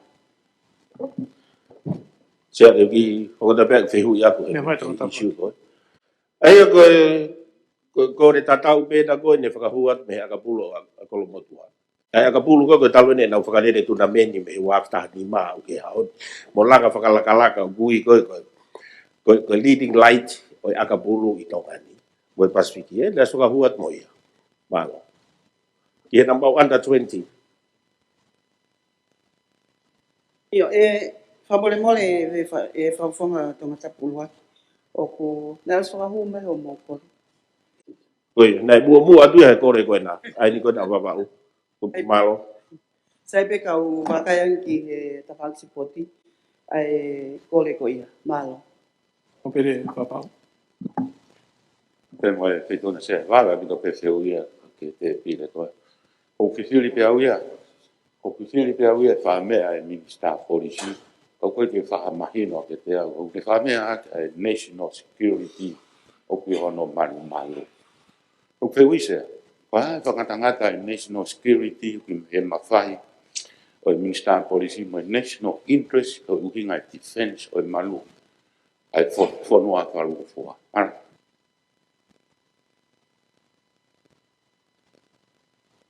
Ik no pere ko whehui ka hai. Ko creo que min sta policy ne mea ko ia kuia e mawhai e national interest. Ko ia ka mea. Ko national security. Ika ko whapea ki he ngai press conference ka ko creo ia ke peto. Me mai Mr. Police. Pakapau ke mahino ka whamatala e ko rewa ke he umea ko tonu.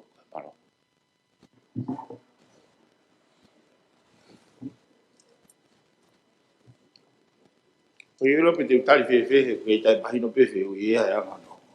Kai tu ape ke u Se ka pau ke ke lau mai sai pe ko pa fe hu ia ko fe hu ia ni fa me a ma tu pe ke fala ke se ko na ia ai va ai pureanga ko National Security and National Intelligence Unit na tu ia official pare mea na ku hua tu ko minister policy na tu hi forever ai o mai leve pe pa cabinet ia he pare mea ke fa tu hi foi ai va ko ni ki he malo po ngau policy ko maka tu unga o fotu ai pare mea o ne loto ke ai va ko ni ko ha institution o kai ko ha appointment for political ke o ha upe pare mea o ai ene kau ki national security pe hua pe pare mea o ai mo ene ki kau u ngau ai kana fatonga mahu inga unity ko ini ke na hanga o coordinate ai ngahi dimension ke whakafunga waka o security hena mahino ia o kai ko security pe anga nofo ai ka inga kau kai o mo security whehua ki whakawaha whanua kau mo security fo paanga uri kau mo security ngai cyber security ngai dimension pe kana mawinga lewa ke whai ngau e kia o si mahino pe ki he pureanga ai council security councils i he tau malu i whanua ai he malu ia Minister Defense mahalo ku o ku whakatau mu ai a whaka sovereignty issue ngahi external force ko security ko ni o ku whakatala noa au ai ko security a ngai nofo mo malu a society mo whanua ko whakaloto meme he ngahi issue whakaloto whanua ai hu mai kau heka o heke tau sistemi ko ngahi mea pehe ko hu mai a ngahi paanga fe whakatau aki drugs mo ngahi mea pehe ko mea o kou o haai mo tokanga ngi mea kia ai ngahi issue na weisi mai pehe weekend ni sea ko whakahoko mai tōta ko ne container ko koloa ke langa ke ai High Commissioner Australia fene alatana ke mo ne pepa me shipping o ko smawahe container ai ko ngahi security pehe ko fehui lewa o kai ko ha me ande ala efi hata pe holomuia pe haputi haka fa container ko pau ke fe mahino aki fe ngongoi anga hi va ke na fe lave he ko insurance o wa ste va toa o wa na o kaunga ke ko no fahi fe container o ga e poto foloti wa na kaunga ke o wa customu wa na kaunga ke pa wa mo shipping ka to ai u ngahi va ko to ko ni ko pau ke na fe ngongoi ki hana tuwange maha container ka ko ne hoko me a boia kai ke ilo ke tama ko ne fatua sila mai kai container o hoko e ko palo parema fa security ko se ui pe tau malu i he kapau ko anga ni Marai Mr. Kosa tagi oi sa tata mai to mau se o fie toko ni ke national security ke defense intelligence criminal intelligence tari feu i be a ni ka ke te fa to ko kai ko at pa mau fie tari na wi fa ton ton ko pe ke tu pe ke me ke pe ga intelligence ka tu pe bo ke we ke ta fie hu i mi sa mbia ko me na o ha ke to ra he mau i Australia mi sa ai parpare ma ko no process superannuation ko tu ko smea i ben pe ku fai ha ngau ke lava ko foki mai to ta me tori o ala ma o ne super pe tali ke osi ne visa ka ulahi ka to eligible ke ma o ne superannuation ana e ko ngai me ben ai ha ke e ma wa he atu ke ka tori e mi sa pe ya ha lau ke Pa mea kia kata. Maloa pito o whapafonga tonga tapitol ko kore ke hufanga pe whatapu ka taria te whewi. Iyo, ko kawen he mea o ku whai kia tokanga e superannuation ka koe osi pe e nau ngāwe i hafo i leo ko puke tau e fiha ka koe ni osi pe nau ngāwe ki hafo i contract o ton ke nau mai nau super.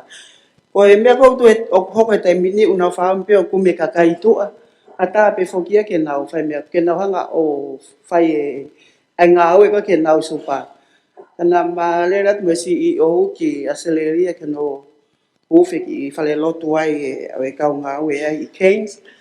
Pe a whai tala noa ki ai pe mo e whakau ke seo ke tokoni pe mo ki mautore kau ngā ue he ofisi. I ono process e nau supa. Malo. Koe pe se koe me nei o hake kaim trafo ko mai ai visa i tau tol. Pa nau fopo me nau toli o ke tom ke foki ia.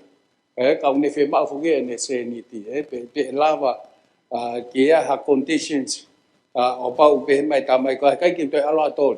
Ke mau ai ne supa ana ne ki se ni ti ko ia. Nei race pe ni mo ka official ko i Australia ke minister ki mori ko Australia. Ko na whanau kai tua tu ke he mau ko whanau he whama. Ai pare ma ko whenga i fiu whenga ke mau na supa. Ko pai e hoko tu ke ai ngau e ko ki ai. Ko me pe ta ai mi sa na e fai ai ta no ki ai a hi ko fi ba pe ke ke pe fa ha sio ke fa partnership ai pot ngau e pe mo nga hi farma ko ni i Australia pe ko New Zealand. Ke foto ana wa ai tongan. Ko inga tai ko foki mai tau fa nau pan even about the now Philippine na to ke now no fo ngau e u fa mai tonga ni ka te now al ki mori ko inga pe na wo fi na family ke o alo be ka si o nge pe lawa ai u ka ta ko ni o set up ha now fa mai tonga ke be wa ta no be fa ka ke Malo pito. Koe whakau koe au toksikia tole mau a aia mau tolia ke mai na katu ki Nusila pa moga ki September ki Aceleria ai te mau choi nei pa mo potunga e koe ni MTET. Aia te ke lava ke maua ki ai ke nauhanga o talamai ai fie mau ko ia. Pai whanga malo atu ko inga koe feedback koe na ko o mai me he feitu una. Ke kau ia he mea te mau te whoki atu o talanoa ai manauto. Malo. Ko tau taimi ki tau malolo, so tau foki mā hoko atu mea papatafa. Mea mai che frere.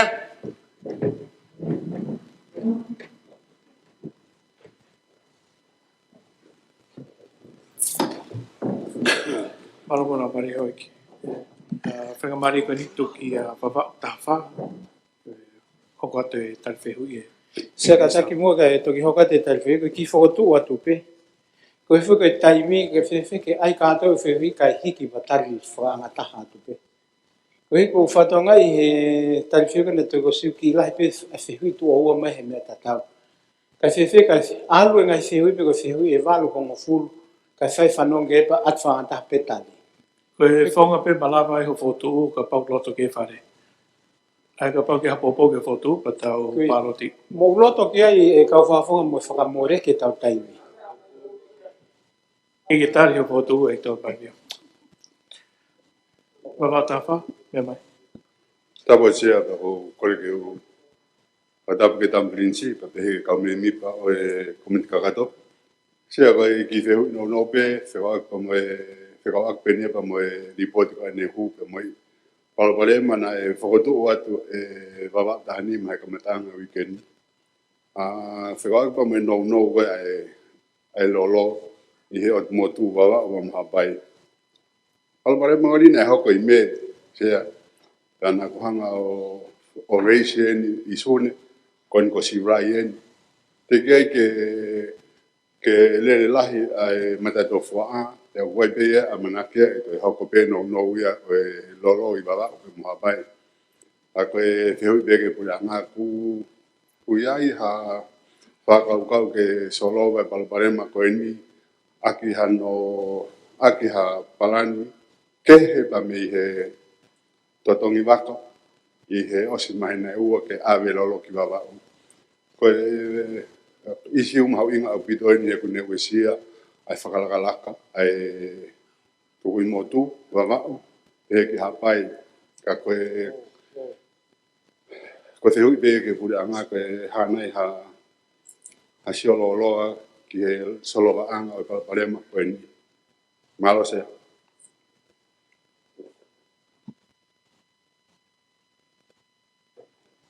Ia tari ki he whehu ia whawatafa. Eik mista. Tapi fedona sea patapa tama pinis klani ke pare me ale pa mo ke mi pa fare. Ko ki tan no pe ke me o to ange fa fonga wa tafa. Ko te ku me pe fa fonga ko fo ke me mi pa ko ia. Pour le feunga. Ko ka venga me fa ke si o ga ve apito pour anga. Ape ki pour le feunga. Hange pe ko e whala ta no e motuane ni nei mahuinga ia ko e palpare ma ko o ki hoko me le hoko. O tipe hange ko report na e whakawat ke whitu na sea. Ka pa palpare ma ko i wawau.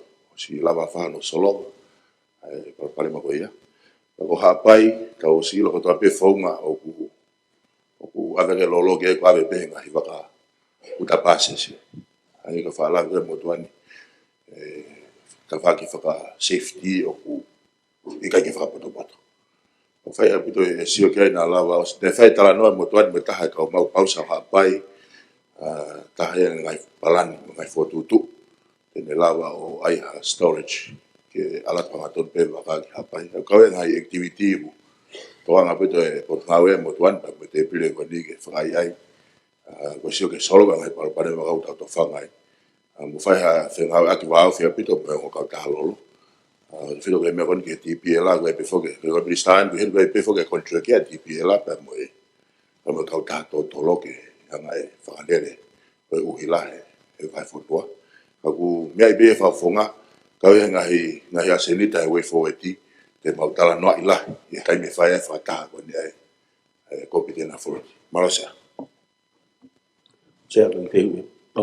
Be, whatonga be. Hapai tato.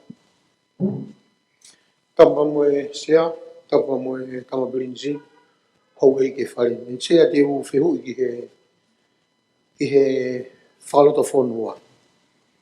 Koe whehu i u heni, koe putunga ai fueni u ia i ai sipoti.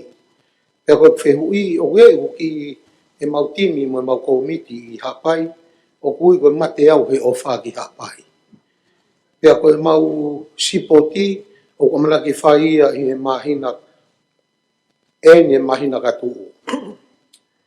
Koe ku whehu i ka mau ka kore atu e tari he wheitu una. Malo sea. Tia ki whehu o ke tari e. Melo apito ko kole pe ke u whakapatapu pe tari atu whehu i koe ni. Io, o mai pe ho mo kole, pe te mausio ki ai, he mau whenfo ke tofu.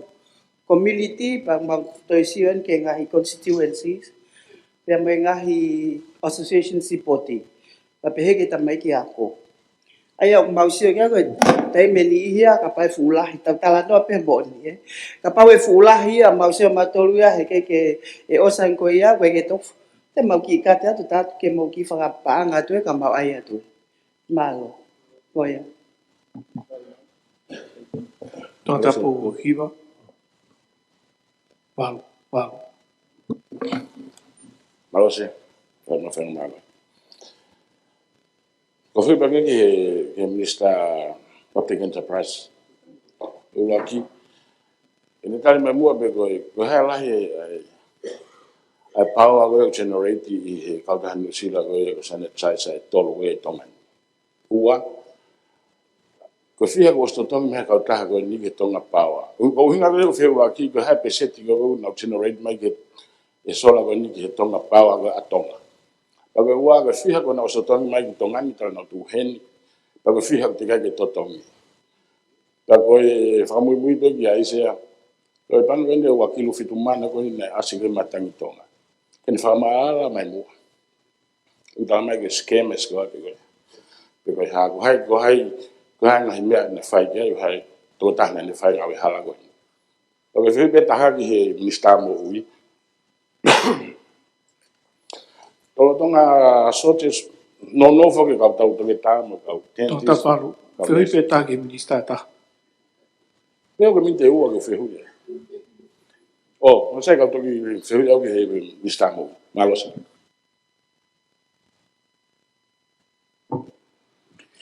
Tapu sea, patapu e kame mi pa. Ko ia. Ko isi ko hake kon tapu halo se ka akpa mo ka taha. IPP kon ko saini saise. Ko me te tau me fugendi e sena ke o hake ane nai se ka akpa mo mo ka taha ko ni. Mo kai ke lava o menis le fa o makure le le ai fonga ngau e ko ni. Kau fuki ai mea whenga kia e motuan, ka mai po ngā we. Te whamā pōpo, ai ngahi energy source, pe koe mau a ngā iwi, me he ke whawhai ke he e IPP, pe me he mea o whandi mai he ngahi development partner. Koe ripoti nei o mai kau he poate u nau whai nau ngā ue ki ai. Koe ui, koe kai koe ke lelei pe maapopo hono whotutu e whonga ngā ue koe ni. Koe tai ngwene e whai e mō ngā whi. Nei e mau ke ngai pe nolo koe ni. Ka koe whehu i whoki na ke o hake, ko hai o ne pei e mau koe ya. Koe mea ia investor, ai IPP. Koe ka mea ia e poate uhila. Aia ka koe palopare mana e kore marewa kau tahaya ke poate uhila ke wanga grace period. O tupu ngai. Minister na kai ko whihu au ki ai. Ki whaku ni totongi. Ko uhinga ko whiha ko na o sotongi mai ki tongani i he taimini pa mo whiha te ka ki totongi mai. Mano. Se au kai ke aha koe whunga ngā ue koe ni.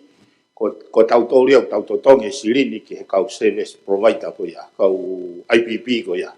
Koe whunga ngā ue unau mai na tō o secure PPA, pe koe Power Purchase Agreement. Ka koe osko ea pa nau hanga reo na tō o implement e nau ngahi solar plant o renewable energy plant o provide ki he poate uhila ai uhila. Kai totongi he poate uhila ki nau tōru.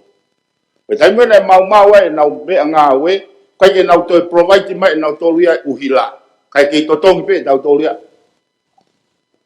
Ai kau taha, koe poini ia. O tupu ngai e hoko ai ngahi i whetoke ke hea koe ni. Ai pe ngahi ngāue o ilonga o sea. E pango pe koe tau taranoa ke aio hange ko lau koe ko hau ngai te tuhifo. Ai pe anga. Ko tupo ki mama de minister me kai kapala ni. Na tōre toko ua he toko ua koe na nanga ko invoice koe kau taha. Ko nau na nanga invoice koe kau taha. Na tōre ki nau koe ngaka ki to tongi mai kau taha ia. Ase ni ti koe ni. Ko mea na tōre ki nau. Ko mea ko whehu ai. Ko whiha ko to tongi mai kau taha. Ko mahina e to tonga tuka e tonga ni. Ko invoice ia na tolu ke tari ko. Ko whiha ko tōre ke to tongi. Kau taha ki ai. Whanga pata puse. Ia sea e wanga. O kai ke ha application whapanga mai ai saini saisi ke poate uhila. Koe nau application ke nau provide uhila. Ko tau tōre ke totongi nau tōlu. A koe poini ko hanga o hake, koe uina nau unable ke provide uhila. Kai oange he poate aho ko ia a grace period. Grace period e uhinga. Mau loro tau mau ke totongi atu pe. Uhinga pe he. Ko ia no uhinga ko hala he nau pa e nau energy ko o mai ki tonga ka la ke ma o to tengo fa fofua. Ko ina ko tamu ko respirativo que na ta fra e na dole ni. Na fa be na dole con tureki. O fra mon na duaie. Ko e ke ya aku. Ko fiha ko chena ke tenge na to tongi na dole. Asini ko na watu, invoice na watu. Ko uhinga ia. Ke te ta tongi no ia pe o more no ia pe ka ke na hanga o mai ke ha lahi. Ono fika e he potu ngā ue. E lahi nau paua, o mai te paua tonga. Koe.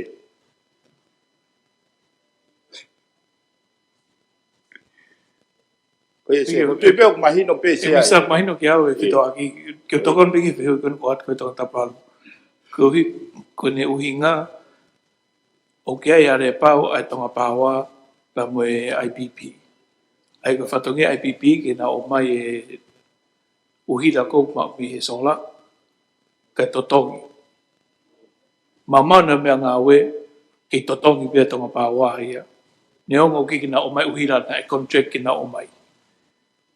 Pakono ke mea mai na ave ko spirit ke na o ngahi ai uhila ke sai.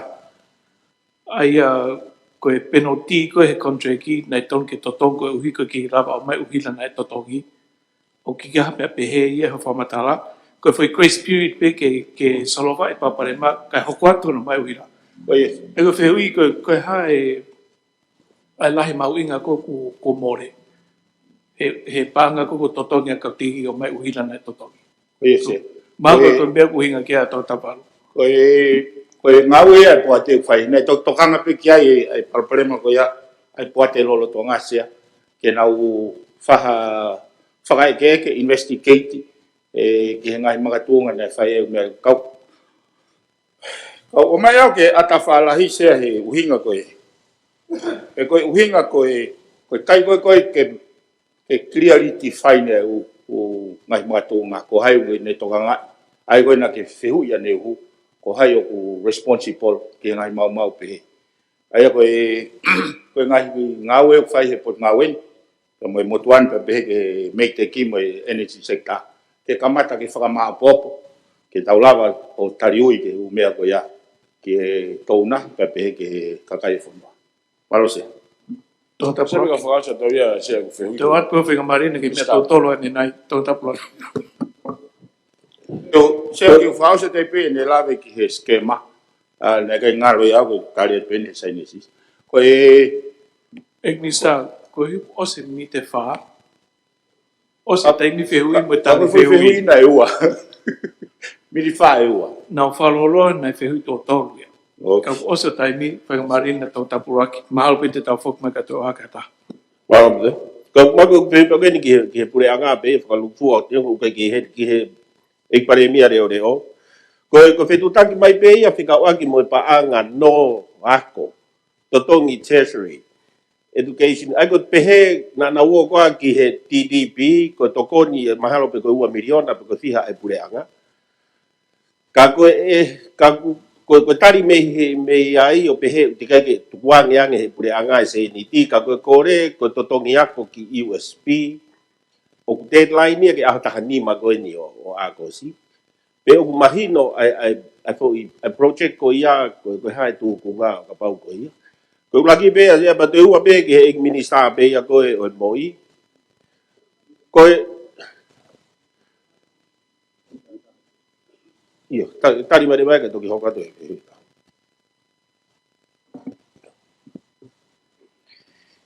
Io, e pika te wakai pe ki he panke, e ke e osko ni te wakai ki he whalepanga, he ko mea kone tari fuki he i pare mea nea fia, mea koe te whakatai ako siku ngai, no koe sektoa tauta. E koe ke se nia koe ni koe na e koe ki he launia tamai ke ako eo, koe ki tuea koe hafu mea whihi ai he koe ki lahi e, koe ke pehe wawia hango full miliona. Ka koe i whoki koe whaengona o na ua wakai ke o te na ulak wakai me ka tautoru ka ulak wakai ke panke whakalele. Na la os iai pe ia kai ke ai whakalele kai whaunga ngā au. Koe tari ene me he panke o nau ke whakangongo atu ki he pure anga. Kai ko kan na koe tari pe nai me receptionist koe ni mua. Ai tari ke hau me he level o yolunga. Pure pe koe tokon pure koe ke whaano ke tamai kia. Ke pau. Ka pare koe ke umaua ha nau fika mo ha me pe koe ke ngā hanga tō me pange koe ni. Ka toton ke mai hatari ka pau koe mau e tari me he tokoni pure pange koe ke ngai no pe he pa e whaere wa ngāwe kia.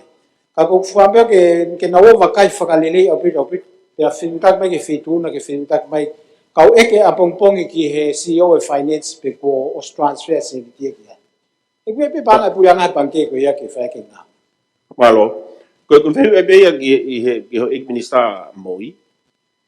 Ko ki laila he launga a kolomotua i halatahi mo sopu.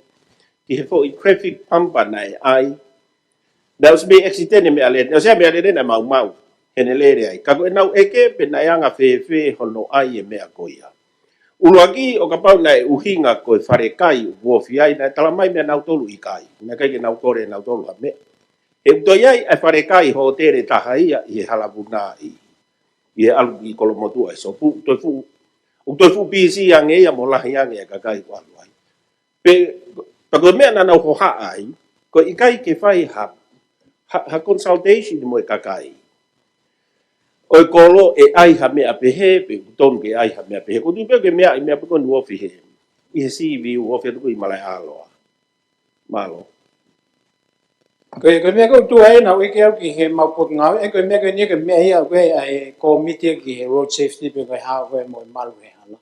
Pa na e fa ma ta ma ka te mo pot nga na so pe finga ki mo fa kai ko na ta no ke. Pa mo office a kolo ke fai e mea na ko ke tala ke kakai e whakatu ai e mea ko e pa ko sepe whakailonga. Sea, ko fie whakahoka mo ko uhinga e ko whee. Ke o sektari atu. E nai kore he ofisa kolo ia e hala koe nai whai ai exiteni tu o lahi pe ia e pekia. Pa kai ke tāri ia, kai ai e mea ia he area u tika ke whaha exiteni ia ai. Ka kua pia kuia, mahu inga, sai kona o ke mea mai, ke whanongo mai e kolo, ki he uhinga hono ai e mea. He kona unau ke teke aki. Koe, koe ke ore te tu o mai ka ula ai atua ke o sia.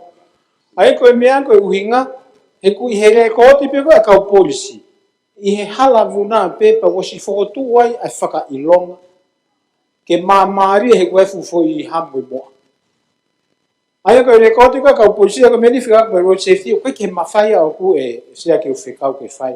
O whikau ia e he lao, pa paurewa o mahino e tukunga tāmaki o hoka te exiteni mo whaia halavea pa e whakotu rewa mea pe ka ko whamataro na mai mau potu ngā ue io na o si whakakaunga mo fisa kolo mo whare kai pe kona tu ai mea pa mo ngā ue kong whai ke whakoate o fisa kolo hono tala ke kakai ai mea koe ia e whikaunga hanga tō mea mo halapureanga mo malu mo ha No pere wapau. Se o whambau i kei. Hoka te wheu i penia ke whawe pe patari. Pa tō pe mua ke whanga noti ke o tau sopa. E nista reo, koe paremia reo. Se kaua kini mo e moko hunu, whare moko hunu o pui sopu. Nei pio ki e mo iu ki ai, se kaua ka mo e vast ocean, mea nere pe whetuna eksea, na ke mea i ki nusi ki a seria, kaua e mo Britania, na ke mea ke programa. Ta ofia e potunga au. Ka koe mea fo o le whanau te tuange ki he kakai ai moko hulu. Hai ua mea si tau whi, tau mai ka mātu aia, ki o atu ke o mai e nau pia bloka i wasto i kia he CEO. Ki wheu i whoko pe, mea pe tau tai pe whapari. Pai mōni ko si to e maketi a koe, nai ai e akirisi e kosirio, hono tai ni ke kakai e whanua, mai kakai, o to e ke kantau tolu kosirio, kai awe ki whe a maketi kai. Te ka papu e ke lawa tari, ka noti ka tau tari mai ha taimi. Ai ko ingane ke maketi i ka koe ni na tu i whaua. Koia. Ani koe. Ai koe maketi au hikia ki ana ki pātangata. Pati mo lele pāse me koe na ringanga veo me tau tu ai. Pa koe palani koe na whaia, koe whengai ke aiki i wafu ai, ke kerio aiki i whaka wafu. Ke o u whakatau matau ki a tau ai, o whakahifo e nau. Mingi staa, whamre more pe, mare mea reo. Fe fu whare rua tonga tuu he taimi ni. O koe ngai fu plus, ngai mo unau ai ke whaia process ko i kaha taimi. Ko stok ai kosiri o koe na whotu e akirisi. Kai ko pia ko uhinga ko to ki marketi. Kai ka to marketi to ai kosirio na no toka ai tau tai long line ni ta mo loko. Ai. I foi marketi mata mona se be to ki o ma hatari o fe ko ki ma o ia ke kosirio ko ia. Ko ke ia pe ai facility ke nga ke kakai. Pe mo e fe ko sto ko kosirio. Ko higa pe o mai to he kosirio kai ke na tui ke hika ko fatau me fisi he ko motua. Ko tau whawhiki ki kori ka nau sio hi ka. Sa kai ke tau te tala kai. Ko ka posto ko si dia. Kau tari atu ho pehe koe ku motua. O ko mau heni ai o mai me he si o tau kai. O sia lai certificate o mai ake i ka ke heni o si koe i ka lele ke tau. O koe pehe koe i ka motua. Sai pe ni start ko mai. Ko whiweta ka koe pe na ke siwi whakaku koe i ka motua ai ka. O ke mea i ka ko ia e mahini te tau tai.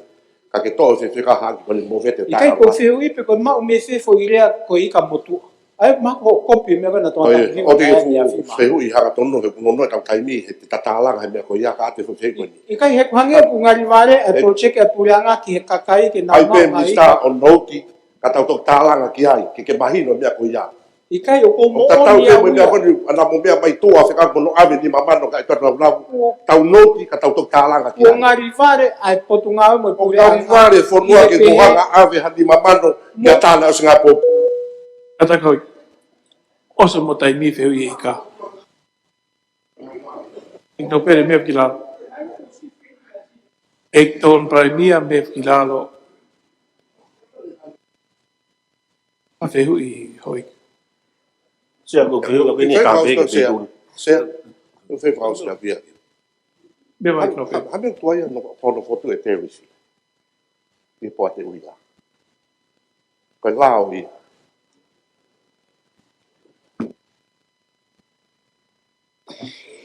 Koutui na ke toka koe ane nai he tai koe ne whai ai tala noa koe ki he reporti koe ne komsoni ki he uhila. Nau talatu, nau mohe au, hoi he whanongo he ni mamano no ave.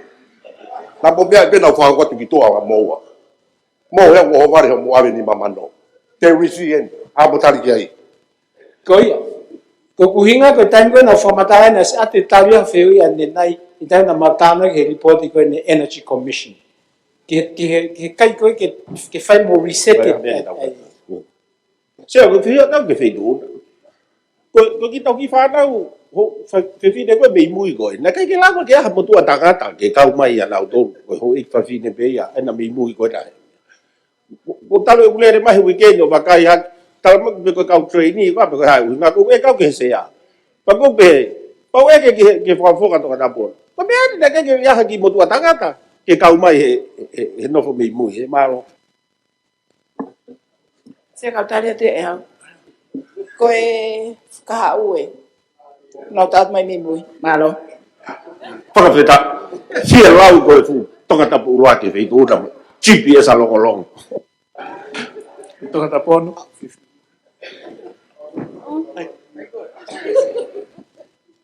Malo sea ma whainga malie, tapu sea, tapu e pinisi mo e whale.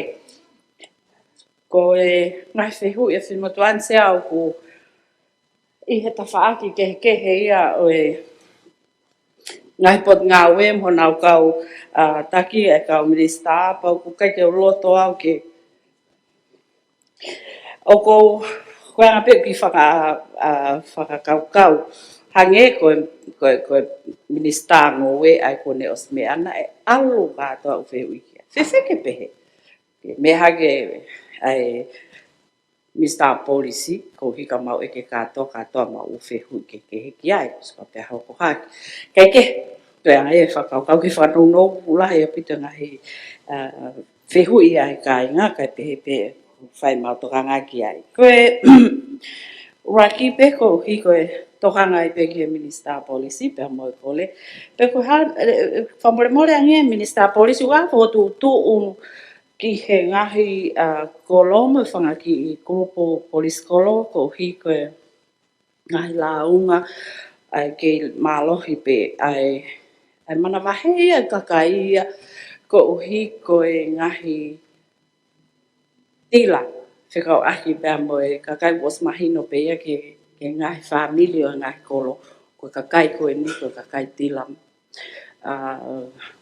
maliwana pea oku kai nau lava na tolo lea ki kakai ka was mahino pe na to felelea ki he to po mo hengi ko me leva koku hoko oku nau kole mai na to ki he mama ki fokotu he u fetu ko fai ai tila na kole mai ke ai hahala O kai fuke ki inas polisi kolo, na e o mai he whalea lea. O kusisi ia ke whanga ki kolo ke ai katoa nau, ai hanau u a ki he, ke iti ki he hu anga ke whanga ki kolo, pa koe penga hi kolo kai ke lava whakahoko eni. Ko whehui pe aku ia mo e whakaukau, ke ha whakotūtu ke tokoni ke mea koe nini. A fuhi a katoa ngahi whanki kolo ia, i he kakai koe ni pea o ko. Nei ai e tā langa ania, whekau aki pa mo e tā mea lea leo lahi. Ko i lifia mo kakai ia, he lea ke kakai koe ni. Ke whai mai mua hato koni he tawhaaki koe ni ke whanau mai kai ngā. Te ka hofo tūtu ki ai, malo, luaki. Malo se pe malo ke whawhanga tonda pono no hake i siu koe ni. I siu koe ni o ku kai ke kuwhi kaua ai ho haa e kakai e whanua te. Ka koe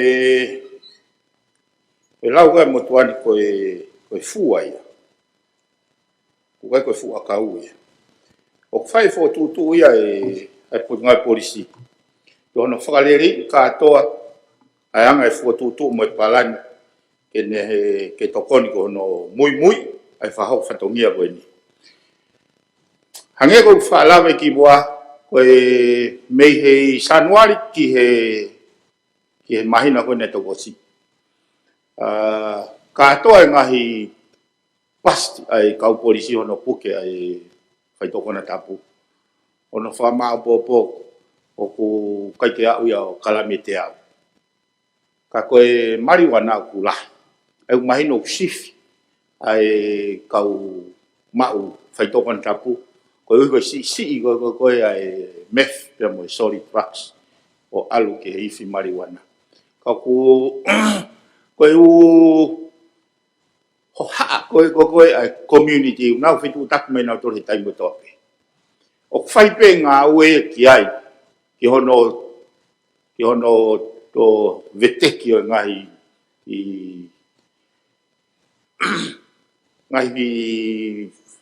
whakahohaasi koe ai community kau ngere i ai kau toanta fitu ai kau toanta puano ai pia ku pana mo whatonga i pehe e ripote kau polisi e nau kaite nau o mau ha kau ngau e whiunga mo whatonga e ange mo vete tau tu whasio ka lafi hapai o wawa o mo eua o mo vete ai katoa ni mangeau o wafitu koe ne kau polisi koe whotutu koe o Malo mi stav ose taimi. Tau tapiva. Malo sea. Tapo whaitua na sea. Tapo mo e kampeni si. Tapo ke parimea le reo. Tōna lai kaumi mipa whare area. Sea ko te whiu i peana o hake ai mena e lawe ki ai sea ko mi kakato ki he parimea le reo. Whikau aki pe mo e terrorist ko ni koe ai uhila. Na mana mea mai au na e asimane ko kata ki whapapau i mai ange. E kutare mai e komisiona ko ni koe ke uhila. E wharerei ko ni koe o terrorist ke hoko ate tāni maka hoko. Kau tuka ko atu kape ki wheu ka noua sea mai pia. Tuka atu ke malo. Ai ke ulame tau ke wheu koe se. Koe o koe ki hanga ilo po koe hai nau e nau whatonea ke terrorist. Koe hao koe ke imprimere. Ka koe mea nu mahino ka te au i ho whakalawe koe ane uhu. Ai te kei ke wheka ine iwi uhila. He foi formula koe mkoko ne calculate ai te urisi. O kai fuel cost. O kai pa moe non-fuel cost. Ka kai ke ase ai pa koe renewable cost saving. Ka koe ngawe koe na whai he poate. Koe revise koe na nau tuku mai ke kamata aurake o siulai. I he foi mahina petolo. Lere whakapuota. O skoa revise. Kau e mea koe na uinga ko koe hono o mai. Whewhe koe no ku amanaki hike lolo. Sea ku wharea pe whoke mea koe ya. Tau to kolosi pe hala whakau kawa he tau au ke vai tawhi. Koe tau au e toko hiki. Koe tau e chas. Whakatatau ki he taimi ka mono ngahi nau koe. Ai a koe mea koe ki he. Ka koe ngahi mata vai. Ai koe tupunga kai ke lava whama opo. Koe price koe nai tuhifa ke senite tahawa sea. That is very conservative. E kei malawa peo holo. Kono holo ki koe no hao sente whinoa e. O ku mea koe kui koe he mea koe laka tatao whipe. Ki tatao whipe kai ki tukuhifo maari e pe kai ua tukuhifo ke he angai fotutu koe aho. Kaku iai pe i he pipeline. Whai whenga wea ki ui he motoani whakataha. Ka koe nai whetari aki whakataha koe aki a reo ke ata mai minista koe ne meite kipa me ne energy sector. Ke whai hono tala noa i whakaloko fua ai palapare mau whekuki ta mo energy sector. Whakaloko fua. Mono whakamaapo. Palo sea. Se rau whao se atoa ele wā. Tapu whitun Me mai tōta pipa pa toki me matonga tapton. Se o te whiu pēo ki he Mr. Polisi ka mafo ke parembea reo sea. Bea ko dina e whake beiki mua pēa nei ki whare i ha sini sea. Na e langa pēa kai ke osi na ne kontureki i he pureanga koe nei toko osi. Pau i whare koe a sea o talu pē hono ri ake koe a ke taimini o te kei ke whaka osi. Ko whare tōru sea pawai ngai whamiri ai na identify ia e pureanga koe nei toko osi. Ok nau fufi e mao e whare sea. Ko i whare koe i ha sini. O stau ngā pe ia ne tuku ai. Puria mo kongkonga ia sea koe kono ri aki sea. Wai ki whare taha i perehake, wai ki whare taha i wholaha. Sea koe tai tokanga koe ni sea. O koe kakai masiva he whonuani nei o sea e nau totonu, ke nau pala ke whanki whare koe. Pana mea mai e Mr. Polisi he social media. O whakatokanga mai ka te au. Ke o te toi alu ke Facebook a he koe uhi koe o we tene whakailo. Ka ko whiutari ke whakailo koe a sea. Pa ko lotola he teunga sea ke hau he hahun. He kuia e whamiri e tolu na e nau kontureki pa moe whare o kuri aki. Kai ke langa. Maru na lotu mamahe na tolu ia te au. Ka whewhenga i whamiri ko ni sea. Koe whare ko ni whotu una teia nau tolu ko ngātu he kuri atu e mo kuri a me whe. O whehu ia ki he paremia reo sea. Whataha moe Minister Polisi. Ako nga ke whare koe na ke pehena alo e moe o hai mai. Whare koe ia. Koe ia. Ko loto nga whai fuke ngā ke ho tala na alo e moe o hai mai na ke hai mai moe. Me atu whaka o se whare he koe whamiri una ke ni whe lalo mango. Ka pau te ke mama o au pito me he keis koe ia e whai hoa ngā weke. Koe mea koe hoko te mini. O musive kontureki na e huangange na ave tai kontureki e whale koe. Te tau o whiau hi kontureki pe koe tonu ka nofo e kakai he lalo mango. Koe hai mea te ke whai.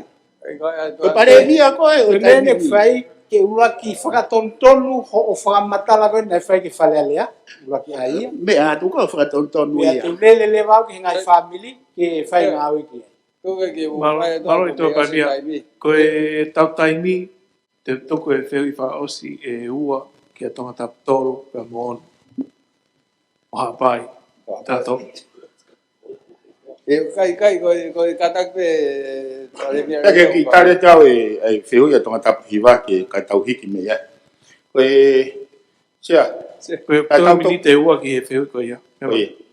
Nā tau toki o sini pe tau tālanga he ripote a atita.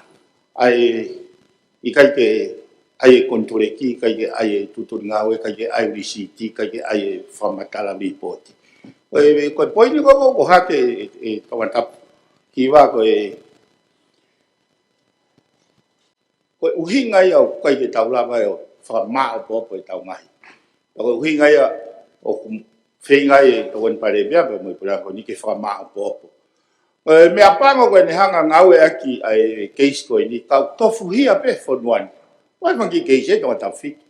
Kau kai ke upalo mese au ki tonga tau fitu ha koloa. Me pe umahino ka te au o kou kore ki tonga tau fitu. Ka pau te nau pou ke pure le rei e whonua mo e nau tu hau. E tafe whakanatula pe. Ai koloa e mo e le rei aki aki nau tolu. Ka ewa e o ngawe ake ngahi mea koe ni ko ha campaigni tokua. i ho va nga pe e ta ya ha contract ke ne muy nga ya Maloi Misa, tongata tolu, mawhiu. Sabe to kia to ke u ia ke u contract ki mo fa le. Sia ko ki me pe ne nai fa ho kat mar me va lo ki ek bisa po si ko me ko ne pe ko scam ave se ni ti ya ke account hala ko nga pe na intercept ya he ka tamba ko ai email di o mai na to account hala ko fe u ia se ya na mo bisa la ko hinga ai ni na e fai ai foi ka foi kai ha he ta ke ko ve ta ha pe khare ba disciplinary ko ha me fai ya hange pe ne se ya pa te tu ko to fare te alo to fare o kai ke loka mata pa pe ha ha kai ha ai hu mai ke e play mi kai ha pe play mi ko ai ko bien na fe i lo pe disciplinary action ko hinga pe mai no pe ya ku ne kai nai fai pe to ta ko ni na kai ke ne ka nai hu mai ka ia o mai account hala o ar ke pa nga e wai mo ma hinga hen se kada ke lo ke upang ke ki fai na fa tongia o vakai e anga fe ma furi ai pangke ke avge to tongi overnight pe ko wi pe ta ai ko me ke to ke bisa pa ke na price ki fa si o ki ai ke discipline pe ko ha ai me ai ke fai e poate ko ni ka mo warning pe ke upang ke fai na ngai fa tongia ono hanga malu e ka customer e time o la he ka ke computer alo se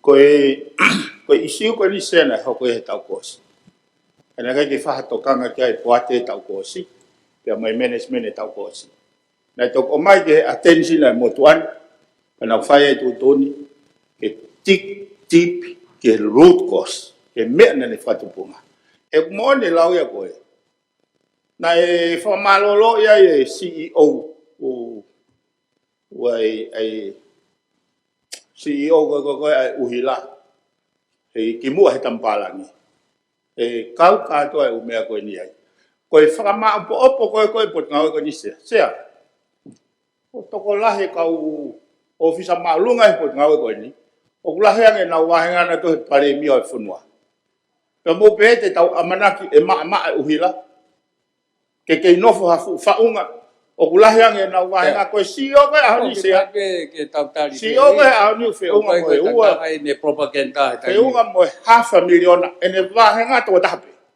o mo pe e ma e uhila ko winga e ku tali sea o maunga aue ke whakama opo ke o e ase whainga nau koea ke pure i koe uhila e whonua poina aku sea ka ku titeme ne pot ngawe ke na week out mo clean up e pot ngawe koe kai lava ke holo uhila ke kakai Feu yo ko mea tongata pon. Malo se amo fe mali. Raki pe ko fe ata e famalo ki he mista boy ko hinga ko e ko fai mo mea ko to pe ko kamata ke balita ai hala tapu vao pe ko e hala misia to tai ki lia hona.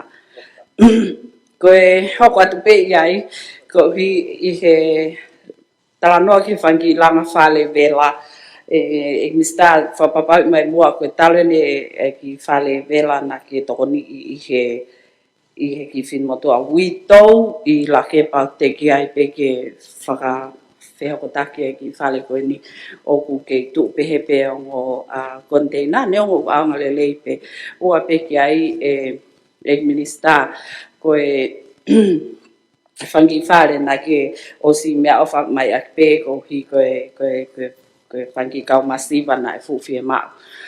Ko os whakahua te tohi ki he wheitu una pe koe tali pe koe hahao tali ki he ke kakai koe ia pa mo e whangi tanke vai na e kole atuai koe wali tahala e hoko atu koe tau hoko atu en pe ko te tu ui au talitang kame. Kau tari ata me kan ki he fale ai ana mai lisi me he pot nga tamate afi ai nga fale ko na report kan na to po mau pe me nga hi tohi me he kakai wesia o mau ia lisi mau nga ke ai po ke mau sivi ai ko nga fale ko mono pe nga fale ko o si po ke mau langa fo ai fe unga e langa fi fale ta mo e ko tu ko fa mano waf Wa tu te mini mo kha upe me wa henga ha ke au mai alu au ki hifo. Wa tu te mini ko foi container ko ni e wa ngia tu pokto ya mal tolu whakape ai ma fi fale te tu tu ko ni osi ko u fale vela ko osi u fale container. Ka pale ke tu fa ka ta mai ko container na mi feu nga pe. Ka ko ta no kan ko ki hala pure anga. Ke fi ke pe ko pa ni le tau fe ngan ke tau tu le le ken ka pe whakalanga mai pe. E sea, papa o fi me ai ke ma fe me aki pe tu ko mai ke ma pokwa maua. Ai tari mai be fe ho ye ko ko ga no. Io ka tari tu ai nai ke we ke ta po ha me ke tu fa ta ke vai ai me office e wa. Ka ko ha ke ai holo ni mai e wa. Ako be ke tu ke Tan me feu to feu ta pa ta ma to. Ore ke tari fa ta to mo feu I ko mo oho pe he. Me ma to mini te ta ha ta feu ko ni. Ai ko me ko ni ko ke he fale ko ni ha sini mo pele ha ke to ta puhiva. Unu au pito ke ta fa ki ka ma wo finga ki fa mo osimo. Malo fa feta. Ko hono wa ko me kan ke hala mo se bi ke tan hala te ha o monitor o hulu atu hen e tan hala face hono wa ke ho ko atu. Ko tu ko mau ko taulere ko me hen ki ti se ma o mo no ha ke te mo te fe hui hala mai ka au I novembra. Ko hono tolu ko me kan ki tanke vai mau whakataha e fia he ho ta pongpongi mo komiti ko toenga tanke vai ko tongani ka to tu ke he niu te ki tala no mo fa tu fa ia ke osa september ko te ha apeta ya ni tanke vai ai lo to ka tu fa tanke vai ko official fa ko e ki ton pare dia ko tu ka te mini ko fonga ngawe o se ka ko fa fonga ko ni ke na mai ke mau ngawe atu ka moto le ngahi tanke moto ko ni fa dia pare dia le o pa pe he pe mai ai mau tanke ke ku fa ya ko sta la tu ke mo ko mau official ang ho mo ko mai me te ki o ko na ko o fai tu fa ko ke sa ya ko ya O ki o se tai feu I tan ke vai. Feu fa o si ha pa ta to me mai. Ka mo e dona exea. Exea te uki feu e pe mi te fa ka tu tari mai. Ko feu I Ko feu I mo tari I loto he mini te fa. Mi te fa. Malo sia. Ko feu I exea ki he e to kon pare mia. Ko e whekau aki pa mo e whekau nei o mai ki au ke ai e tu anga e whanki whare I hapai. Pea kulotonga ia ti ahau, ka kuk whehu I pe lava ke maawe pe whanki whare u ka hau. Ko e whehu I hono hoko e tia ke mea I pehe e tokon pare mia, pe ke mea I pehe ki whare kona I vaini o kuvela ai. E tuk vela pe moni te ukosi. O tui koe tanke e tia, o kei taritari pe ka pai alfatahi pe whangi whare pa mo e tanke e te u fie ai malo. Koe ai koe fale koe na watu koe hiko e kole ke no fai whanaua koe wawa upe mo hapai. Uro tonga I hapai a te witaha koe whoki mai pia koe ki mo ka hau. Mo ke tau whataha. A wau ave u ka hau pe ave. O te moto kama toki he meon whamatala tonga tap toru mo mai moto ki tau ngā ue. He koe ngā ue koe mo ofisi wahenga koe mea ai. He mo ngofi ki he kakai. Kai ko wa malo pe o mai mau tanke ke mau tang ta tu fa mau office vai nga ko te to pare mi ale atu ka te mo la ki lau I au ko me ho ko fe pa ti to ai ha tu ni ke ka te tau ngā au e pe ko e tanke vai e fe ka pe mo nga au me ka fa fo nga ko uhi ke na o tala ke ka kai me nga hi pa na to tong tu anga me fa ta se ko mo u fa malo lo ai ke tu fa fo ke po mai me te ki o pa ka wa pai pe mo ya pare mi ale ke tu fa mai le wa ke mau kau e mau vai ko nga pe ko tau kau masiva mo ka kai mau fe mau malo bo kore le he ko me au Se ko ai ba ko mau mai mo fu ko ni me.